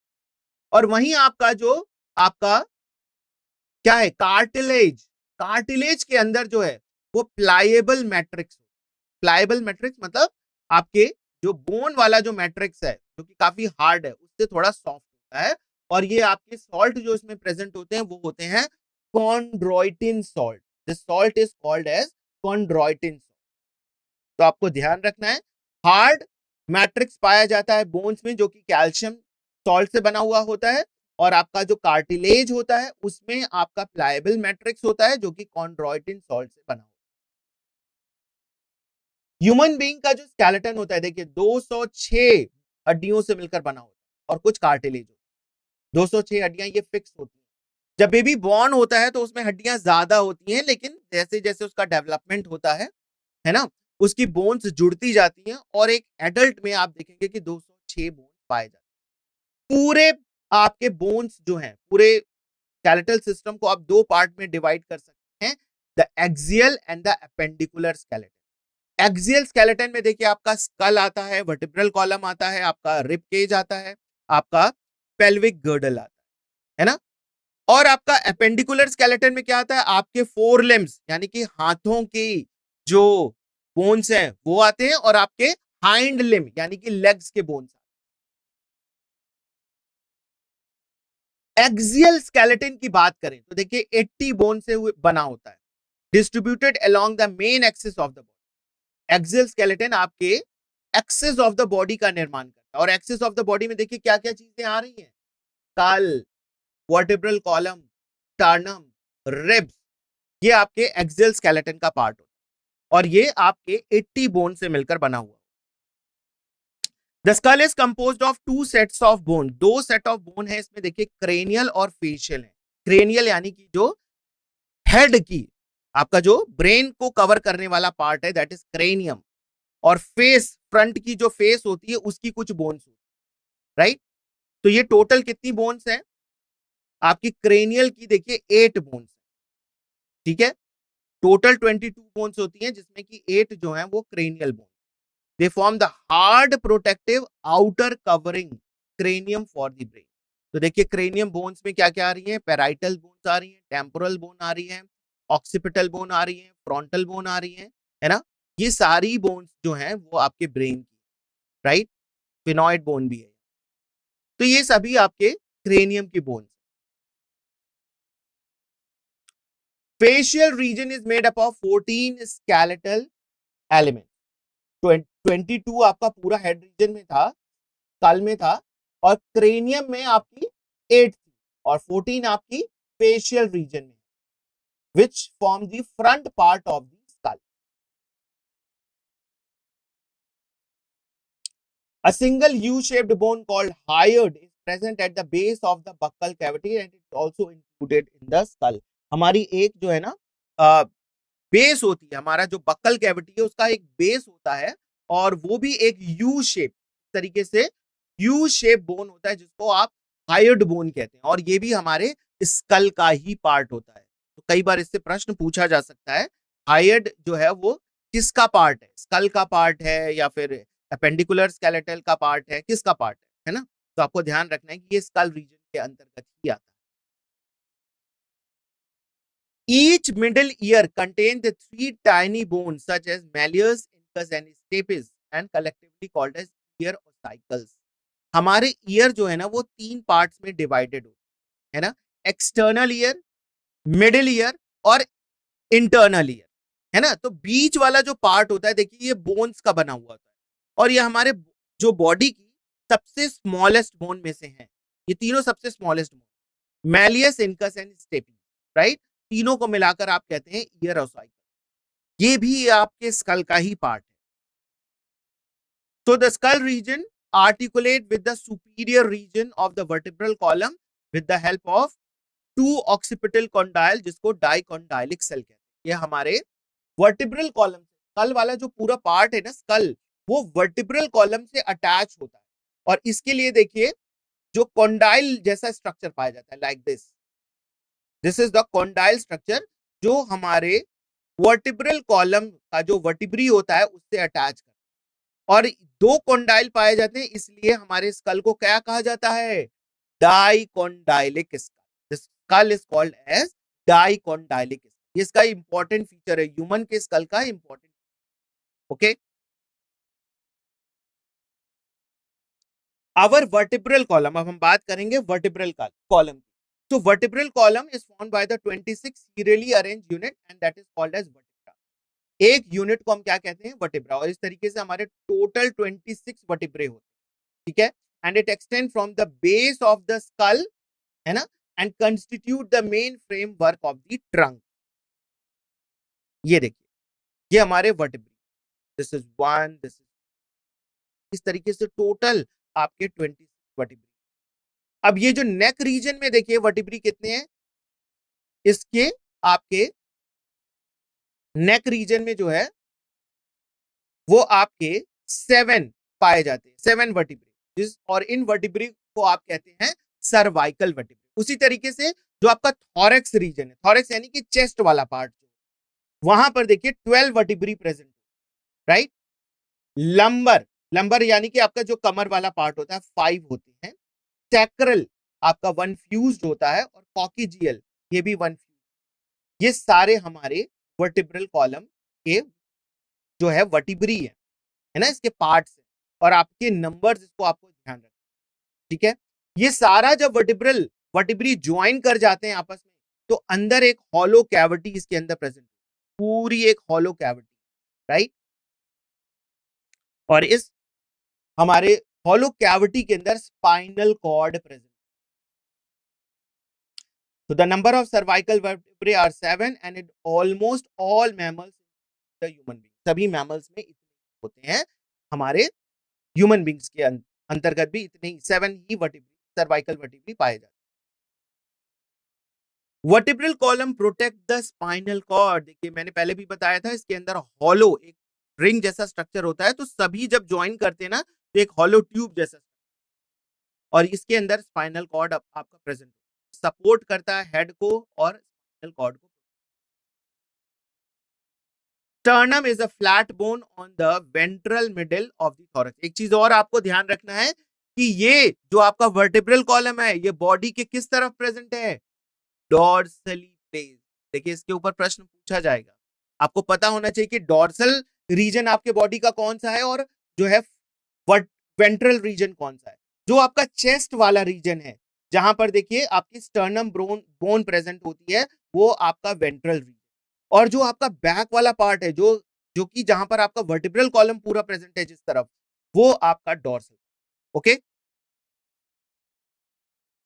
There are 12 pairs of ribs in the human being. Human being में 12 पेयर्स ऑफ रिब्स पाए जाते हैं। Each rib is the thin flat bone connected dorsally to the vertebral column and ventrally to the sternum. Dorsal region यानी कि आपका back जिधर vertebral column है, dorsally देखिए वो वर्टिब्रल कॉलम की तरफ प्रेजेंट अटैच है, और वेंट्रल रीजन में जो आपकी यहां पर, जहां पर आप जस्ट टाई लगाते हैं, अगर हम टाई लगाते हैं तो जो हमारे चेस्ट रीजन पे टाई टिकी रहती है, वहां पर एक बोन होती है, जिससे कि रिब्स आपके आके वेंट्रल रीजन में अटैच होते हैं। उस बोन को कहते हैं स्टर्नम बोन। ओके, ये देखिए ये आपकी sternum bone, this bone is sternum. तो रिब्स देखिए पीछे से तो देखिए वर्टिब्रल कॉलम से अटैच्ड है, लेकिन आगे आकर वो किससे अटैच हो रहे हैं, स्टर्नम, देख रहे हैं, स्टर्नम। तो वेंट्रल रीजन में वो स्टर्नम से, और डॉर्सल रीजन में वो आपके किससे अटैच हो रहे हैं, vertebral column. It has two articulation surface on the dorsal end and hence called bicephalic. दो जगह आर्टिकुलेशन हो रहा है, एक जगह डॉर्सल में on its dorsal end, and इस वजह से आप इसको क्या कहते हैं, बाइसेफेलिक। एक वेंट्रल रीजन में हो रहा है अटैचमेंट, और एक डॉर्सल रीजन में, इसलिए इसको bicephalic. First 7 pairs are of ribs are called true ribs. Total 12 pair होते हैं, जिसमें कि 7 जो है, फर्स्ट 7 जो है उसको आप ट्रू रिब्स कहते हैं, क्योंकि ये पीछे वर्टिब्रल कॉलम से और आगे स्टर्नम से ज्वाइन होते हैं, एक्चुअली ज्वाइन होते हैं, इसलिए इसको true ribs. Dorsally, they are attached to the thoracic vertebrae and ventrally attached, connected to the sternum with the help of hyaline cartilage. तो आप देख सकते हैं यहाँ पर hyaline cartilage, are the hyaline. अब 7 तक तो ट्रू रिब्स हो गए, लेकिन 8th, 9th और 10th ये क्या कहलाते हैं आपके, pairs of ribs do not articulate directly to the sternum. 8, 9 और 10, ये देखिए 8, 9 और 10 ये जाकर किससे अटैच हो जा रहे हैं, यहीं 7th वाले से अटैच हो रहे हैं, ये स्टर्नम तक पहुंच ही नहीं पा रहे हैं, right, but they join with the 7th rib with the help of hyaline cartilage. ठीक है, इस वजह से आप इसको क्या कहते हैं, इस वजह से दैट आर कॉल्ड वर्टिब्रोकॉन्ड्रल यानी कि फॉल्स रिब्स कहलाते हैं। दीज आर कॉल्ड एज 8, 9, 10 जो रिब्स हैं वो आपकी फॉल्स रिब्स कहलाती है। और लास्ट 2 जो है वो आपकी 11th एंड 12th ये आपकी फ्लोटिंग रिब्स कहलाती है ना। 11th और 12th ये आके कहीं अटैच भी नहीं कर रही है, तो इसलिए आप इसको फ्लोटिंग रिब्स। तो thoracic vertebrae ribs sternum together from the rib cage. आपकी जो हमारी पीछे की जो है ये वर्टिब्रीज है ना, ये वर्टिब्री है ना, थोरैकिक वर्टिब्री, रिब्स और स्टर्नम, ये सबको मिलाकर आप एक स्ट्रक्चर बनता है जो रिब केज कहलाता है। और रिब केज में आपके डेलिकेट ऑर्गन लाइक आपके लंग्स, हार्ट, ये सभी protected. Now bones of the limbs along with the girdle, यहां देखिए आपका शोल्जर गर्डल है, right, soldier girdle constitute the appendicular skeleton. Each limb has 30 bones. आपके जो हैंड्स होते हैं उसमें देखिए टोटल 30 है ना। आपके जो bones of the hand that is 4 limb are humerus. ये जो है आपका पहला ह्यूमरस है, और ये वाला पार्ट जो है वो रेडियस 2 बोन से बना है, रेडियस एंड व्रिस्ट बोन। आपकी जो कार्पल्स हैं 8 इन नंबर होते हैं, मेटा कार्पल्स 5 इन नंबर्स होते हैं, और फैलेंजेस आपकी 14 डिजिट्स होते हैं। फैलेंजेस यानी कि उंगलियां, इसमें 14 जो है वो नंबर्स होते हैं बोन्स। तो आप टोटल काउंट करेंगे तो 30 आएगा। ओके, अब इसी तरीके से आपके हाइंड लिम्स, जो आपकी फीमर है, ये देखिए फीमर, थाई बोन, और इसी को आप लॉन्गेस्ट बोन भी कहते हैं। स्मॉलेस्ट बोन आपकी ईयर और साइकिल्स में प्रेजेंट होते हैं, मैलियस, इनकस और स्टेप, और फीमर जो है आपका लॉन्गेस्ट बोन। इसके बाद देखिए नीचे की तरफ आपका टीबिया फ्यूबुला होता है, ठीक है। देन टार्सल्स, मेटाटार्सल्स और फेलेंजेस। आपके जैसे हैंड में कार्पल्स, मेटाकार्पल्स और फेलेंजेस थे, यहां पर टार्सल्स, मेटाटार्सल्स और फेलेंजेस होते। फेलेंजेस में आपके, टार्सल्स में देखिए एंकल में 7 बोन्स होते हैं, मेटाटार्सल्स में 5 होते हैं, फेलेंजेस में 14। और आपकी एक और बोन होती है यहां पर, पटेला बोन। ओके, ये सारी बोन्स आपके हाइंड लिम्स का पार्ट है। Pectoral and pelvic girdle bones help in the articulation of the upper and the lower limb respectively with the axial skeleton. अब ये देखिए एक्सियल स्केलेटन, ये वाला जो पार्ट है ना, this is the part of axial. आपकी जो ये फीमर है देखिए, ये एक्सियल बोन से यहां पर अटैच, ठीक है, ये आपका पेल्विक गर्डल है।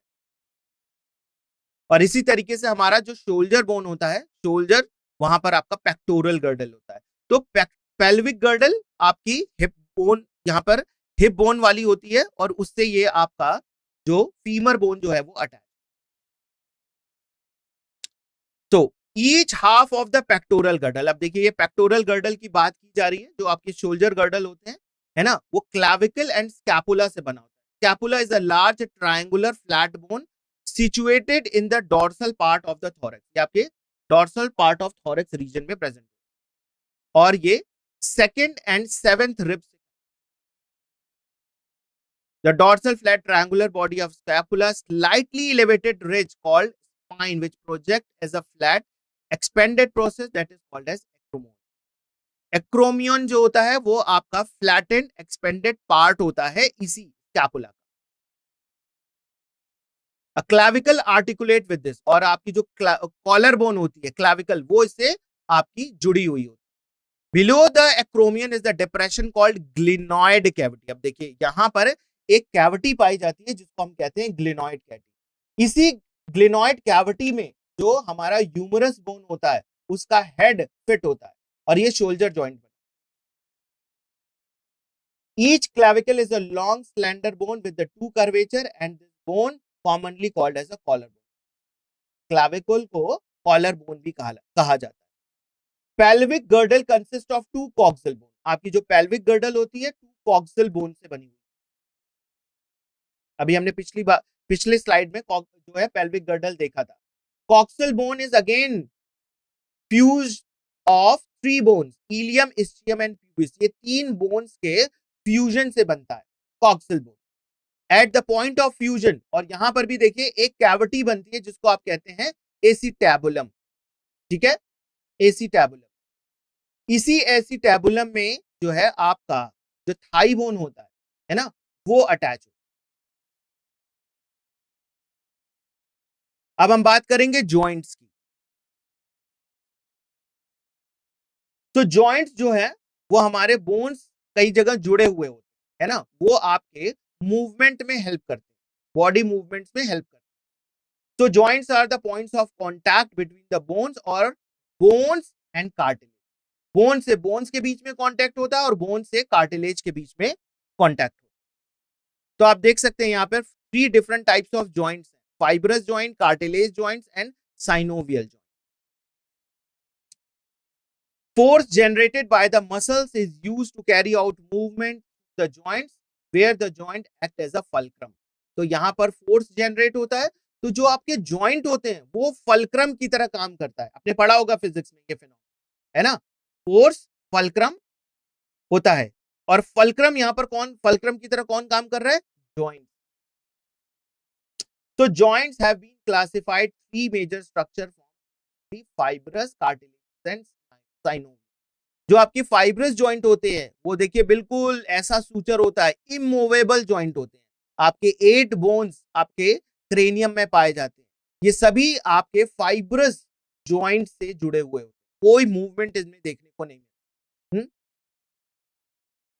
कार्टिलेजिनस बोन्स, ये देखिए हमारे जो वर्टिब्री हैं, दोनों दो वर्टिब्री के बीच में एक इंटरवर्टिब्रल डिस्क पाया जाता है, यानी कि कार्टिलेज से ज्वाइंट। तो ये आपका cartilaginous joint.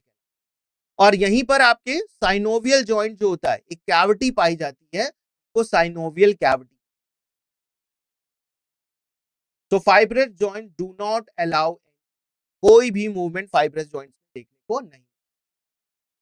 A type of joint is shown by the flat skull bone which fuses end to end with the help of dense fibrous connective tissue the form of sutures to form the cranium.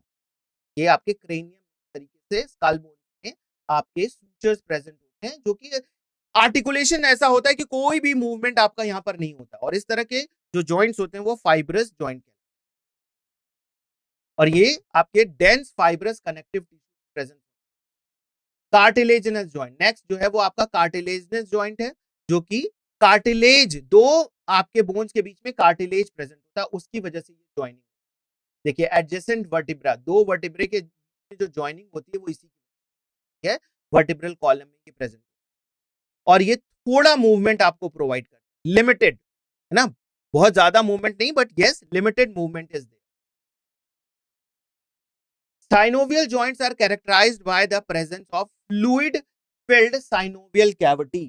इसके बीच में जो cavity पाई जाती है उसमें एक fluid filled होता है, जिसको आप कहते हैं साइनोवियल कैविटी, जहां पर articulating surfaces of the two bones, दो बोन्स के बीच में भी एक छोटी जगह होती है, और इस जगह में कैविटी में एक फ्लूइड फिल होता है जिसको साइनोवियल फ्लूइड। ये देखिए एक बोन यहां पर ये है और दूसरी बोन यहां पर, ये देखिए कैविटी है विथ साइनोवियल फ्लूइड, में देखिए साइनोवियल फ्लूइड भरा हुआ है। So these joint help in locomotion and many other movements. Locomotion में हेल्प करते हैं। Ball and socket joint between the humerus and pectoral girdle, है ना, आपका पेक्टोरल गर्डल है जो शोल्डर गर्डल है, और आपकी जो ये फोर यहाँ पे आर्म्स की जो पहली बोन है ह्यूमरस वाली, वो उससे जुड़ी हुई है। हिंज जॉइंट, नी जॉइंट जो होता है वो भी इसी का एग्जांपल है। Pivot joint is a type of synovial joint between the atlas and axis vertebra. Gliding joint जो कि बिटवीन कार्पल्स है ना, ये भी इसी का एग्जांपल है। Saddle joint between the carpals and metacarpals are some examples of the syno. अब हम बात करेंगे डिसऑर्डर्स की। हमारे मस्कुलर मसल से और स्केलेटल सिस्टम से रिलेटेड कुछ बॉडी में डिसऑर्डर्स होते हैं। तो सबसे पहला डिसऑर्डर देखिए क्या है, myasthenia gravis. It is an autoimmune disorder. Autoimmune disorder क्या होता है, हमारी बॉडी में कुछ ऐसे सब्सटेंसेस बनते हैं जो कि हमारी बॉडी से खुद ही लड़ना शुरू कर देते हैं। ऑटो इम्यून डिसऑर्डर इसीलिए इसको कहा जाता है। That affect the neuromuscular junction, आपका जहां पर मसल से नर्व्स का अटैचमेंट होता है वहां पर ये आपका इम्यून डिसऑर्डर शुरू हो जाता है, राइट, जिसकी वजह से फैटीग होता है, वीकनिंग हो जाती है ना, स्वॉलोइंग हो जाता है, fellow, or paralysis of the skeletal. So myasthenia gravis is the autoimmune disorder. Muscular dystrophy is a progressive degeneration of the skeletal muscle that occur due to the genetic disorder. अब देखिए ये genetic disorder है, याद रखना है आपको. Muscular dystrophy 2010 examination में ये पूछा गया है. Tetany, a rapid spasm, wild contraction in muscle that occur due to the low calcium in the body fluid. Calcium जो है वो बॉडी फ्लूइड में जब कम हो जाता है तो आपका टिटेनस हो जाता है ना. टिटेनी इसको कहते हैं, को आप कहते हैं टिटेनी. नेक्स्ट है आर्थराइटिस. ये होता है इन्फ्लेमेशन ऑफ जॉइंट्स. जहां पर जॉइंट्स होते हैं वहां पर इन्फ्लेमेशन शुरू हो जाता है.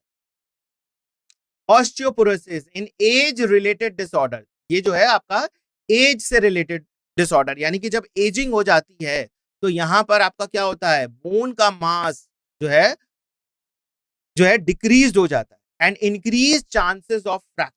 और जब बोन का मास जो है डिक्रीज कैसे हो रहा है, कैल्शियम जो है वो जो है रिलीज आउट हो जाता है ना, और जो है फ्रैक्चर होने के चांसेस बढ़ जाते हैं. That is osteoporosis. Decrease level of oestrogen is a common cause. और जो डिक्रीज लेवल ऑफ का एस्ट्रोजन है वो भी इसका कॉमन कॉज है. Gout. Next disease is gout and it is an inflammation of joints due to the accumulation of uric acid crystals. Gout में आपके uric acid crystals joints में deposit. Tics and trips, muscle contraction, Huxley and Huxley and Gene Hansen के द्वारा किया गया था. Hugh Huxley and Gene Hansen के द्वारा किया गया था. Isometric is a type of muscle contraction in which muscle does not shorten during the contraction. यहां पर मसल कॉन्ट्रैक्ट हो रही है लेकिन शॉर्ट नहीं हो रही. A quick contraction that occur due to the single stimulus is called as twitch contraction. The muscle that work in opposite to other muscle is known as antagonistic. एक muscle contract करा रही है तो दूसरी relax करा रही है, दोनों एक दूसरे के विपरीत काम कर रही है. ऐसी मसल्स को आप antagonistic muscle. Rigor mortis occurs due to the lack of ATP. अगर ATP नहीं है तो इस पर्टिकुलर अवस्था में मसल्स जो हो जाएंगी वो आपकी rigor mortis. The disease that affect the muscles that control the voluntary movement in the body is called myopathy. है ना, एक डिजीज है जो कि मसल्स को कंट्रोल करती है, वॉलंटरी मूवमेंट में बॉडी में हो रही है, उसको आप क्या कहते हैं, म्योपैथी. ओके,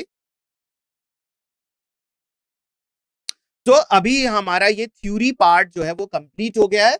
अब बस कुछ ही क्षणों में हम जो है अभी आपसे जो है शेयर करेंगे. आपके लिंक यहाँ पर शेयर्ड हैं जो डीपीपी और पीवाईक्यू है ना.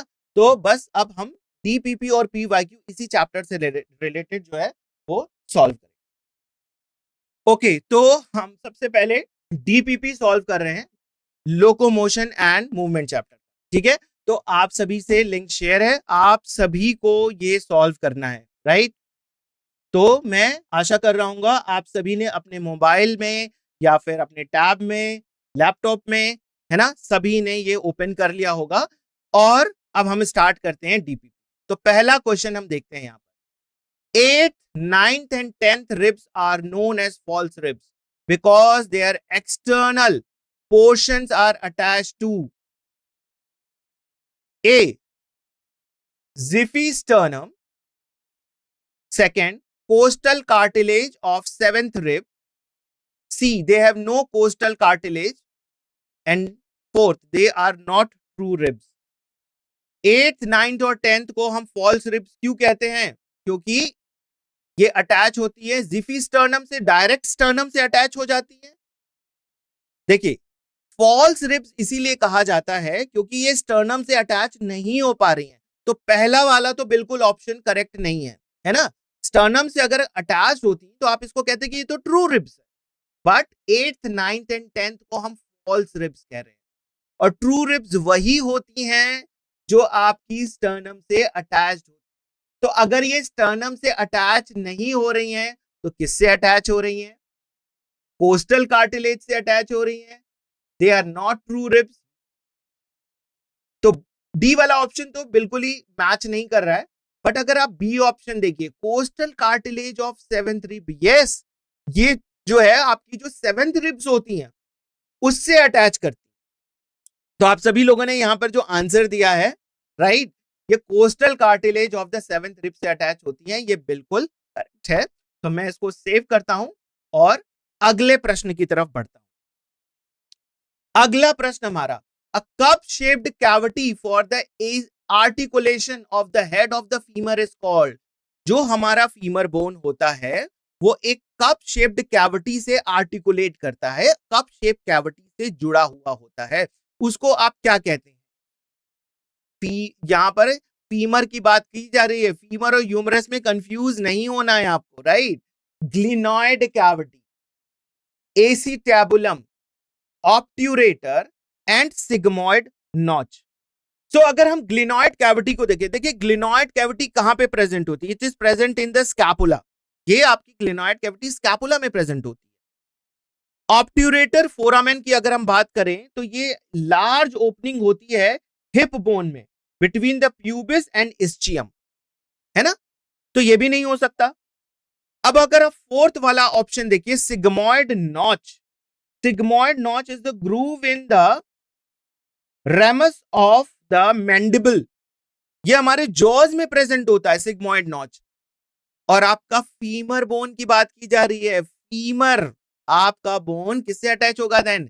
एसिटैबुलम, राइट। तो हमारे कौन से ऑप्शन नहीं हो रहे हैं, है ना, वो भी आपको पता होना चाहिए। तो इट इज एसिटैबुलम जो है वो आपका correct answer, right. It is not glenoid cavity, it is acetabulum. तो save and next. Next question हमारा यहां पे आ चुका है स्क्रीन पे। Find the mismatch from the following pair. आपको मिसमैच बताना है।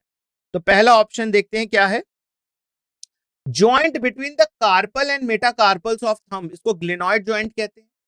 Joint between the humerus and pectoral girdle, ये बॉल एंड सॉकेट जॉइंट है। Hinge joint, joint in the elbow. और fourth one, joint between the atlas and axis, that is pivot joint. तो यहां पर आपको मिसमैच बताना, राइट, मिसमैच। थर्ड का जो है कौन सा आंसर करेक्ट होगा, एक बार हम देख लेते हैं। Joint between the humerus and pectoral girdle, humerus और पेक्टोरल गर्डल में जो जॉइंट होती है उसको बॉल एंड सॉकेट जॉइंट कहा जाता है ना। बोन का हेड रीजन होता है और एक कैविटी होती है, उसमें जाकर फिट हो जाती है। तो ये बॉल और एक सॉकेट होता है, तो ये बॉल एंड सॉकेट का सही example. Sorry, joint in the elbow, ये हिंज जॉइंट कहलाता है है ना, ये भी बिल्कुल सही है।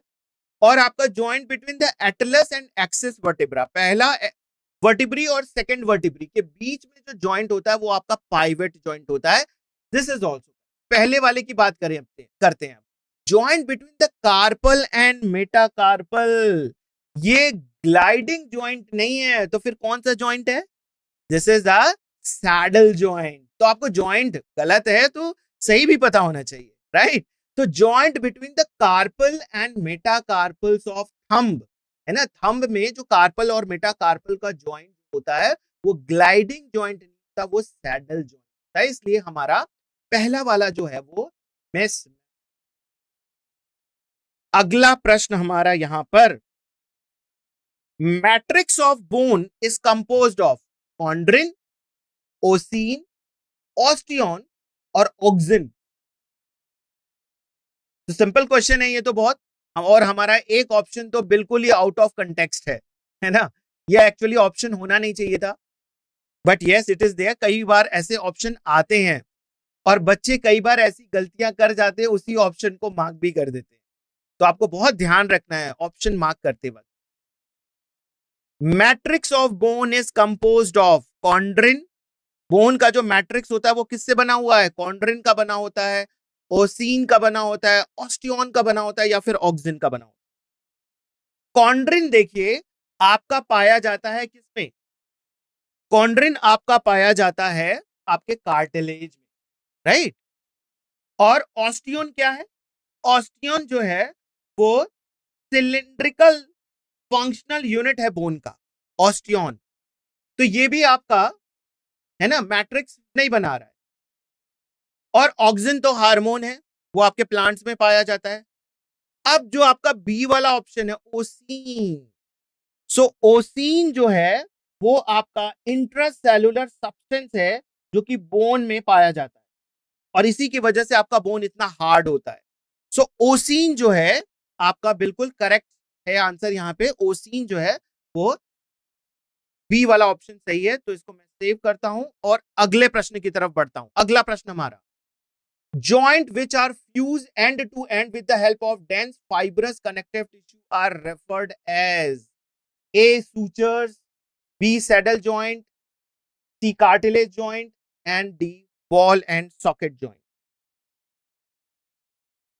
क्या होगा? Joint which are fused end to end with the help of dense fibrous connective tissue is referred as, देखिए fibrous connective tissue जो होते हैं वो आपके कहां पे प्रेजेंट होते हैं? Sutures, है ना, सूचर्स होते हैं। Saddle joint, cartilage joint, ball and socket joint ये नहीं होते आपके, सूचर्स होते हैं जहां पर भी आपका फाइब्रस कनेक्टिव आता है, राइट। तो ये आपका ए ऑप्शन हो गया, और मैं इसको सेव करके next, the joint between the carpals, जो जॉइंट कार्पल्स के बीच में होता है वो कौन सा जॉइंट है? फाइब्रस है, कार्टिलेज है, ग्लाइडिंग है और हिंज है। कौन सा जॉइंट है बिटवीन द कार्पल? ओके, तो फाइब्रस जॉइंट देखिए अभी हमने देखा कि जहां पर सूचर्स होते हैं वहां पर है। तो कार्पल्स के बीच में देखिए सूचर्स नहीं होते, तो हमारा फाइब्रस तो नहीं होता। कार्पल्स के बीच में कार्टिलेज भी नहीं पाया जाता, राइट, तो ये भी नहीं हो सकता। हिंज जॉइंट भी नहीं होता, और आपने बताया कि ग्लाइडिंग होती है। यस, कार्बल्स के बीच में ग्लाइडिंग होती है, राइट। तो ऑप्शन सी बिल्कुल करेक्ट है। तो मैं सेव करता हूं और नेक्स्ट क्वेश्चन की तरफ बढ़ता हूं। A maximum number of free vertebrae in human are in, maximum number of free vertebrae is in humans are found in thoracic region, cervical region, lumbar region और coccygeal। किस reason में सबसे ज्यादा आपके वर्टिब्री प्रेजेंट होते हैं? अगर आपको नंबर्स देके याद होंगे ना तो आप इसका आंसर बता पाएंगे। सो देखिए इसका सॉल्व करते हैं हम इसको। जो सर्वाइकल वर्टिब्री होते हैं उसमें आपके 7 नंबर्स ऑफ वर्टिब्री प्रेजेंट होते हैं। जो लंबर होता है उसमें 5 होता है, और जो थॉरेक्स होता है उसमें कितना होता है? 12, राइट। और आपका जो कॉकिजियल रीजन होता है वो आपका 1 होता है, हालांकि वो 4 बोन से जुड़कर 1 बोन होता है, जॉइंट होता है, तो ये भी बहुत कम है। बट सबसे ज्यादा फिर किसमें प्रेजेंट है? आपके थॉरेक्स रीजन में। तो आपका ए आंसर यहां पर सही आ रहा है। The maximum number of free vertebrae that is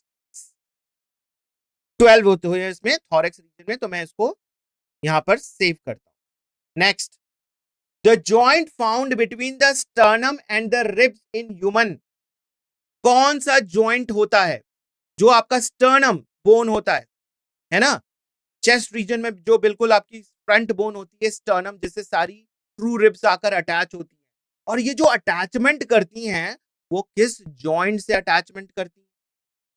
saddle joint होता है, फाइब्रस जॉइंट होता है, कार्टिलेजिनस जॉइंट होता है, या फिर ग्लाइडिंग?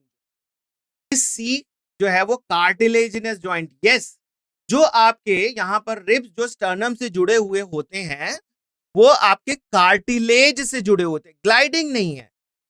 ग्लाइडिंग नहीं है बेटा, ग्लाइड नहीं करता है, ये जुड़ा हुआ होता है, और ये थोड़ा फ्लेक्सिबल होता है। फ्लेक्सिबिलिटी होती है क्योंकि यहां पर कार्टिलेज जो होता है वो उसको जोड़ के रखता है। तो ये थोड़ा चेस्ट ऊपर होता है। आप जब श्वास ले रहे होते हैं ना, ब्रीदिंग जब करते हैं तो आपकी चेस्ट कैविटी ऊपर होती है, डाउन होती है, just because of this cartilaginous joint, right. तो आपका कार्टिलेज जॉइंट आप सभी ने बताया सही है। इसको मैं सेव कर अगला प्रश्न हमारा यहां पर, glenoid cavity articulate with the dash to form the shoulder joint.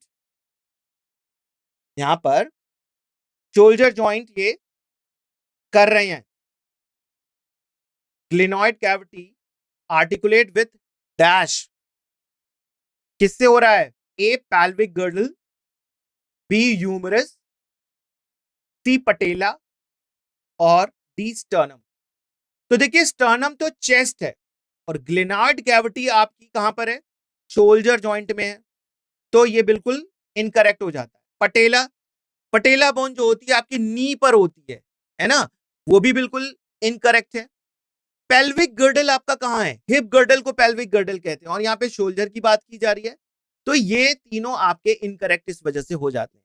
अब बता आपका ऑप्शन बी, तो glenoid cavity articulate with humerus. आपकी ये जो बाइसेप्स वाली जो हैंड यहां पर है ना, हैंड में बाइसेप्स जहां पर होते हैं वो आपकी ह्यूमरस बोन है, जो कि शोल्डर ज्वाइंट यहां पर करती है, राइट।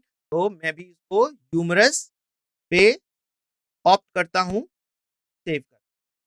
डीपीपी का हमारा आखिरी प्रश्न, sphenoid bone is found in hind limb, lower jaw, pelvic girdle and school.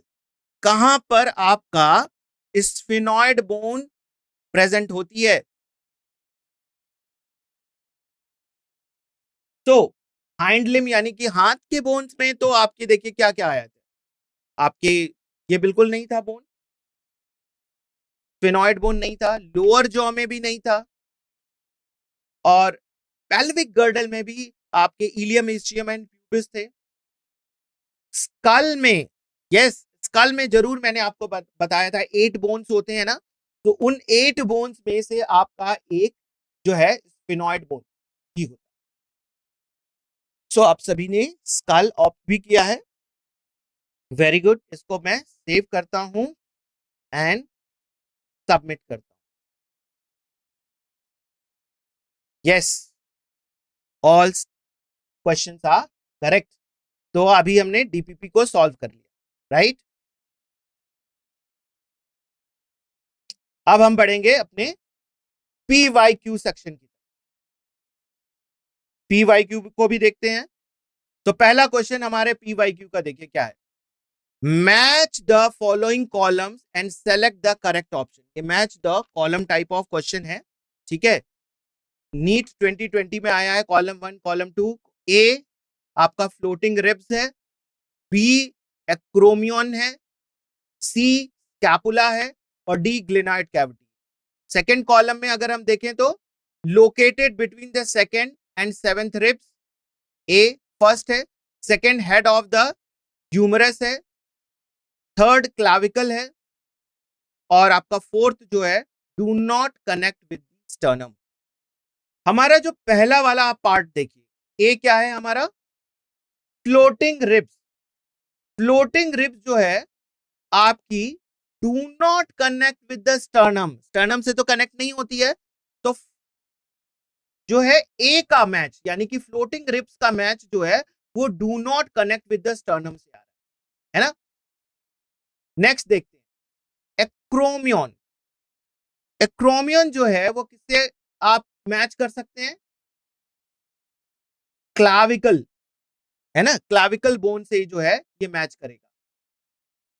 और जो हमारा सी है scapula,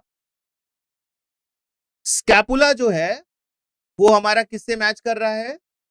located between the second and the seventh ribs, यहां पर स्कैपुला प्रेजेंट, ठीक है। तो इस हिसाब से देख रहे हैं तो ये जो हमारा थर्ड वाला ऑप्शन जो है यानी कि सी ऑप्शन, ये करेक्ट बैठ रहा है ना। तो इसको हम मैच करते हैं और सेव कर लेते हैं। Next question is here, select the correct option. NEET 2019 का ये प्रश्न है, तो स्टेटमेंट बेस्ड है, देखते हैं क्या स्टेटमेंट है। First, 8th, 9th and 10th pairs of ribs articulate directly with the sternum, है ना, यानी कि ये स्टेटमेंट के हिसाब से 8, 9, 10th रिब्स जो है वो स्टर्नम से डायरेक्टली अटैच कर जाती है, राइट। सेकेंड स्टेटमेंट है 11th 12th pairs of ribs are connected to the sternum with the help of hyaline cartilage. 11th और 12th जो है स्टर्नम से अटैच्ड हैं और वो है हाइलाइन कार्टिलेज।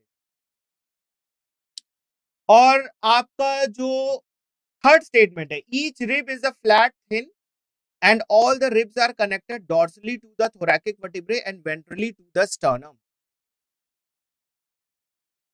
और आपका जो डी ऑप्शन है there are 7 pairs of vertebrosternal, 3 pairs of vertebrosternal and 2 pairs of vertebral ribs. ठीक है, तो कौन सा ऑप्शन सही होगा? देखिए अगर हम पहले की बात करें फर्स्ट वाला जो है वो बिल्कुल इनकरेक्ट है। 8th 9th 10th तो फॉल्स रिब्स होते हैं, वो 7th वाले से अटैच होते हैं, स्टर्नम से डायरेक्टली अटैच नहीं होते हैं, राइट। और 11th और 12th पेयर्स ऑफ रिब्स जो हैं, है ना, वो आपका जो है कनेक्ट कह रहे हैं कि स्टर्नम से कनेक्ट होता है, ये भी आपका इनकरेक्ट है। हाइलाइन कार्टिलेज से ये तो बिल्कुल फ्लोटिंग रिब्स हैं, ये तो कनेक्ट ही नहीं होते हैं। ठीक है, each rib is a flat thin bone and all the ribs are connected dorsally. All the ribs कह रहे हैं, सारी ribs connected dorsally to the thoracic vertebrae and ventrally to the sternum. क्या ये स्टेटमेंट सही है?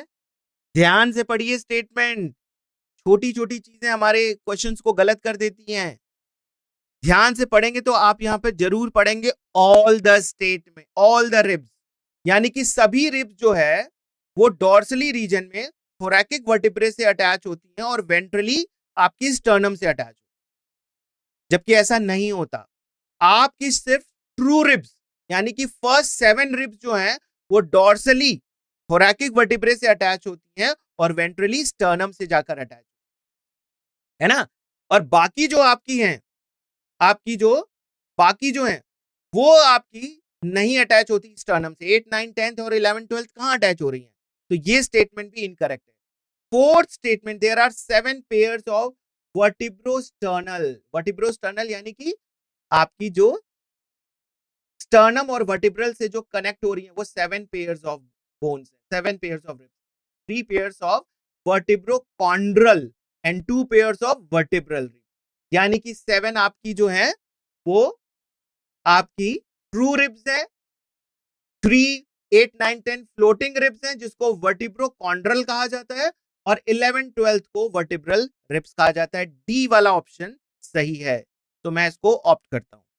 अगला प्रश्न हमारा, the pivot joint between the atlas and axis is a type of cartilaginous joint, synovial joint, saddle joint and fibrous joint. कौन सा joint है? आप मुझे यहां पर चैट बॉक्स में बता सकते। तो ये कौन सा जॉइंट है? Yes, B synovial joint. तो मैं इसको सेव करता हूं। ओके, अगला प्रश्न हमारा, during muscle contraction in humans the muscle contraction में ह्यूमंस में क्या चीज इन्वॉल्व होती है? A actin filament shorten, B sarcomere does not shorten, A band remains the same and A H and I band shorten. कौन सा होगा यहां पर? कर्नाटका का है ये, NEET Karnataka.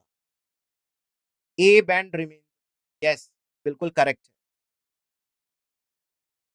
Next question, select the correct statement regarding the specific disorder of the muscular और skeletal system. A muscular dystrophy, age related shortening of muscles, B है osteoporosis, decrease in bone mass and higher chance of fracture with advance age, myasthenia gravis, autoimmune disorder which inhibits the sliding or the myosin filaments, and gout, inflammation of joints, the extra deposition of calcium.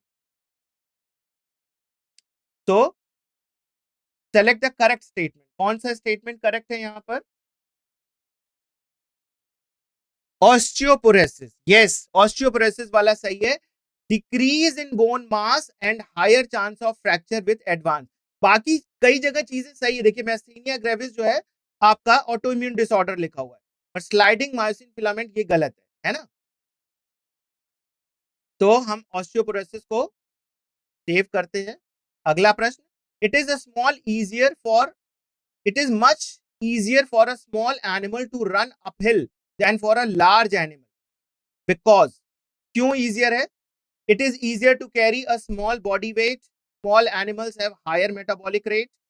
Small animals have a lower O2 requirement. And D option, the efficiency of muscle in large animals is less than the small animals. So देखिए, small animals uphill पे जल्दी पहुंच जाता है large animal से, क्योंकि उसकी क्या होती है, मेटाबॉलिक रेट काफी हायर होता है, right, because they are having the higher metabolic rate. Yes, तो मैं इसको ऑप्ट करता हूं और इसको सेव कर. Next question, lack of relaxation between the successive stimuli in sustained muscle contraction is known as A. spasm, B. fatigue, C. tetanus, and D. tonus. Relaxation between the successive stimuli in sustained muscle contraction is known as, तो वो क्या है आपका, tetanus, right. सो ये मैं इसको opt करता हूं. Next question, calcium is important in the skeletal muscle contraction because it detaches the myosin head from the actin filament, activates the myosin ATPase by binding to it, bind to troponin to remove the masking of the active sites on the actin for myosin and prevent the formation of bond between the myosin cross bridges and the actin filament. आज ये हमने बहुत अच्छे से समझा है, तो आप बताइए यहां पर कौन सा होगा answer. C1, yes, binds to troponin to remove the masking of active sites on the actin for myosin. Yes, troponin को हटाता है जिससे कि एक्टिव साइट्स ओपन हो जाए और मायोसिन आकर उससे ज्वाइन करे. तो मैं इसको ऑप्ट करता हूं. 9th question, select the correct option. Each rib is a thin flat and all the ribs are connected dorsally to the thoracic vertebrae and ventrally to the sternum. There are 7 pairs of vertebrosternal, 3 pairs of vertebrochondral, and 2 pairs of vertebral ribs. 8th, 9th, 10th pairs of ribs articulate directly with the sternum, and 11th, 12th pairs of ribs connected to the sternum with the help of haline. तो कौन सा होगा option? Yes, B option बिल्कुल correct है. Yes, ठीक है. तो last question here, which of the following muscular disorder is inherited? कौन सा मस्कुलर डिसऑर्डर इनहेरिटेड होता है? Myasthenia gravis, botulism, tetany and muscular dystrophy. तो कौन सा होगा? डी वाला. मस्कुलर डिस्ट्रॉफी जो है वो आपका जेनेटिकल डिसऑर्डर है. Yes, genetical disorder. और माइस्थेनिया ग्रेविस जो है वो आपका ऑटो इम्यून है. बोटुलिज्म जो है वो आपका फंजाई से होने वाला डिजीज है, और टिटेनी जो है वो आपका अलग है. ये आपका जो है डिसऑर्डर इनहेरिटेड नहीं होता है टिटेनी, राइट. तो डी ऑप्शन मस्कुलर डिस्ट्रॉफी सही है. तो मैंने इसको सेव किया, submit. Yes, so these are the correct statement, correct answers for the 10th question.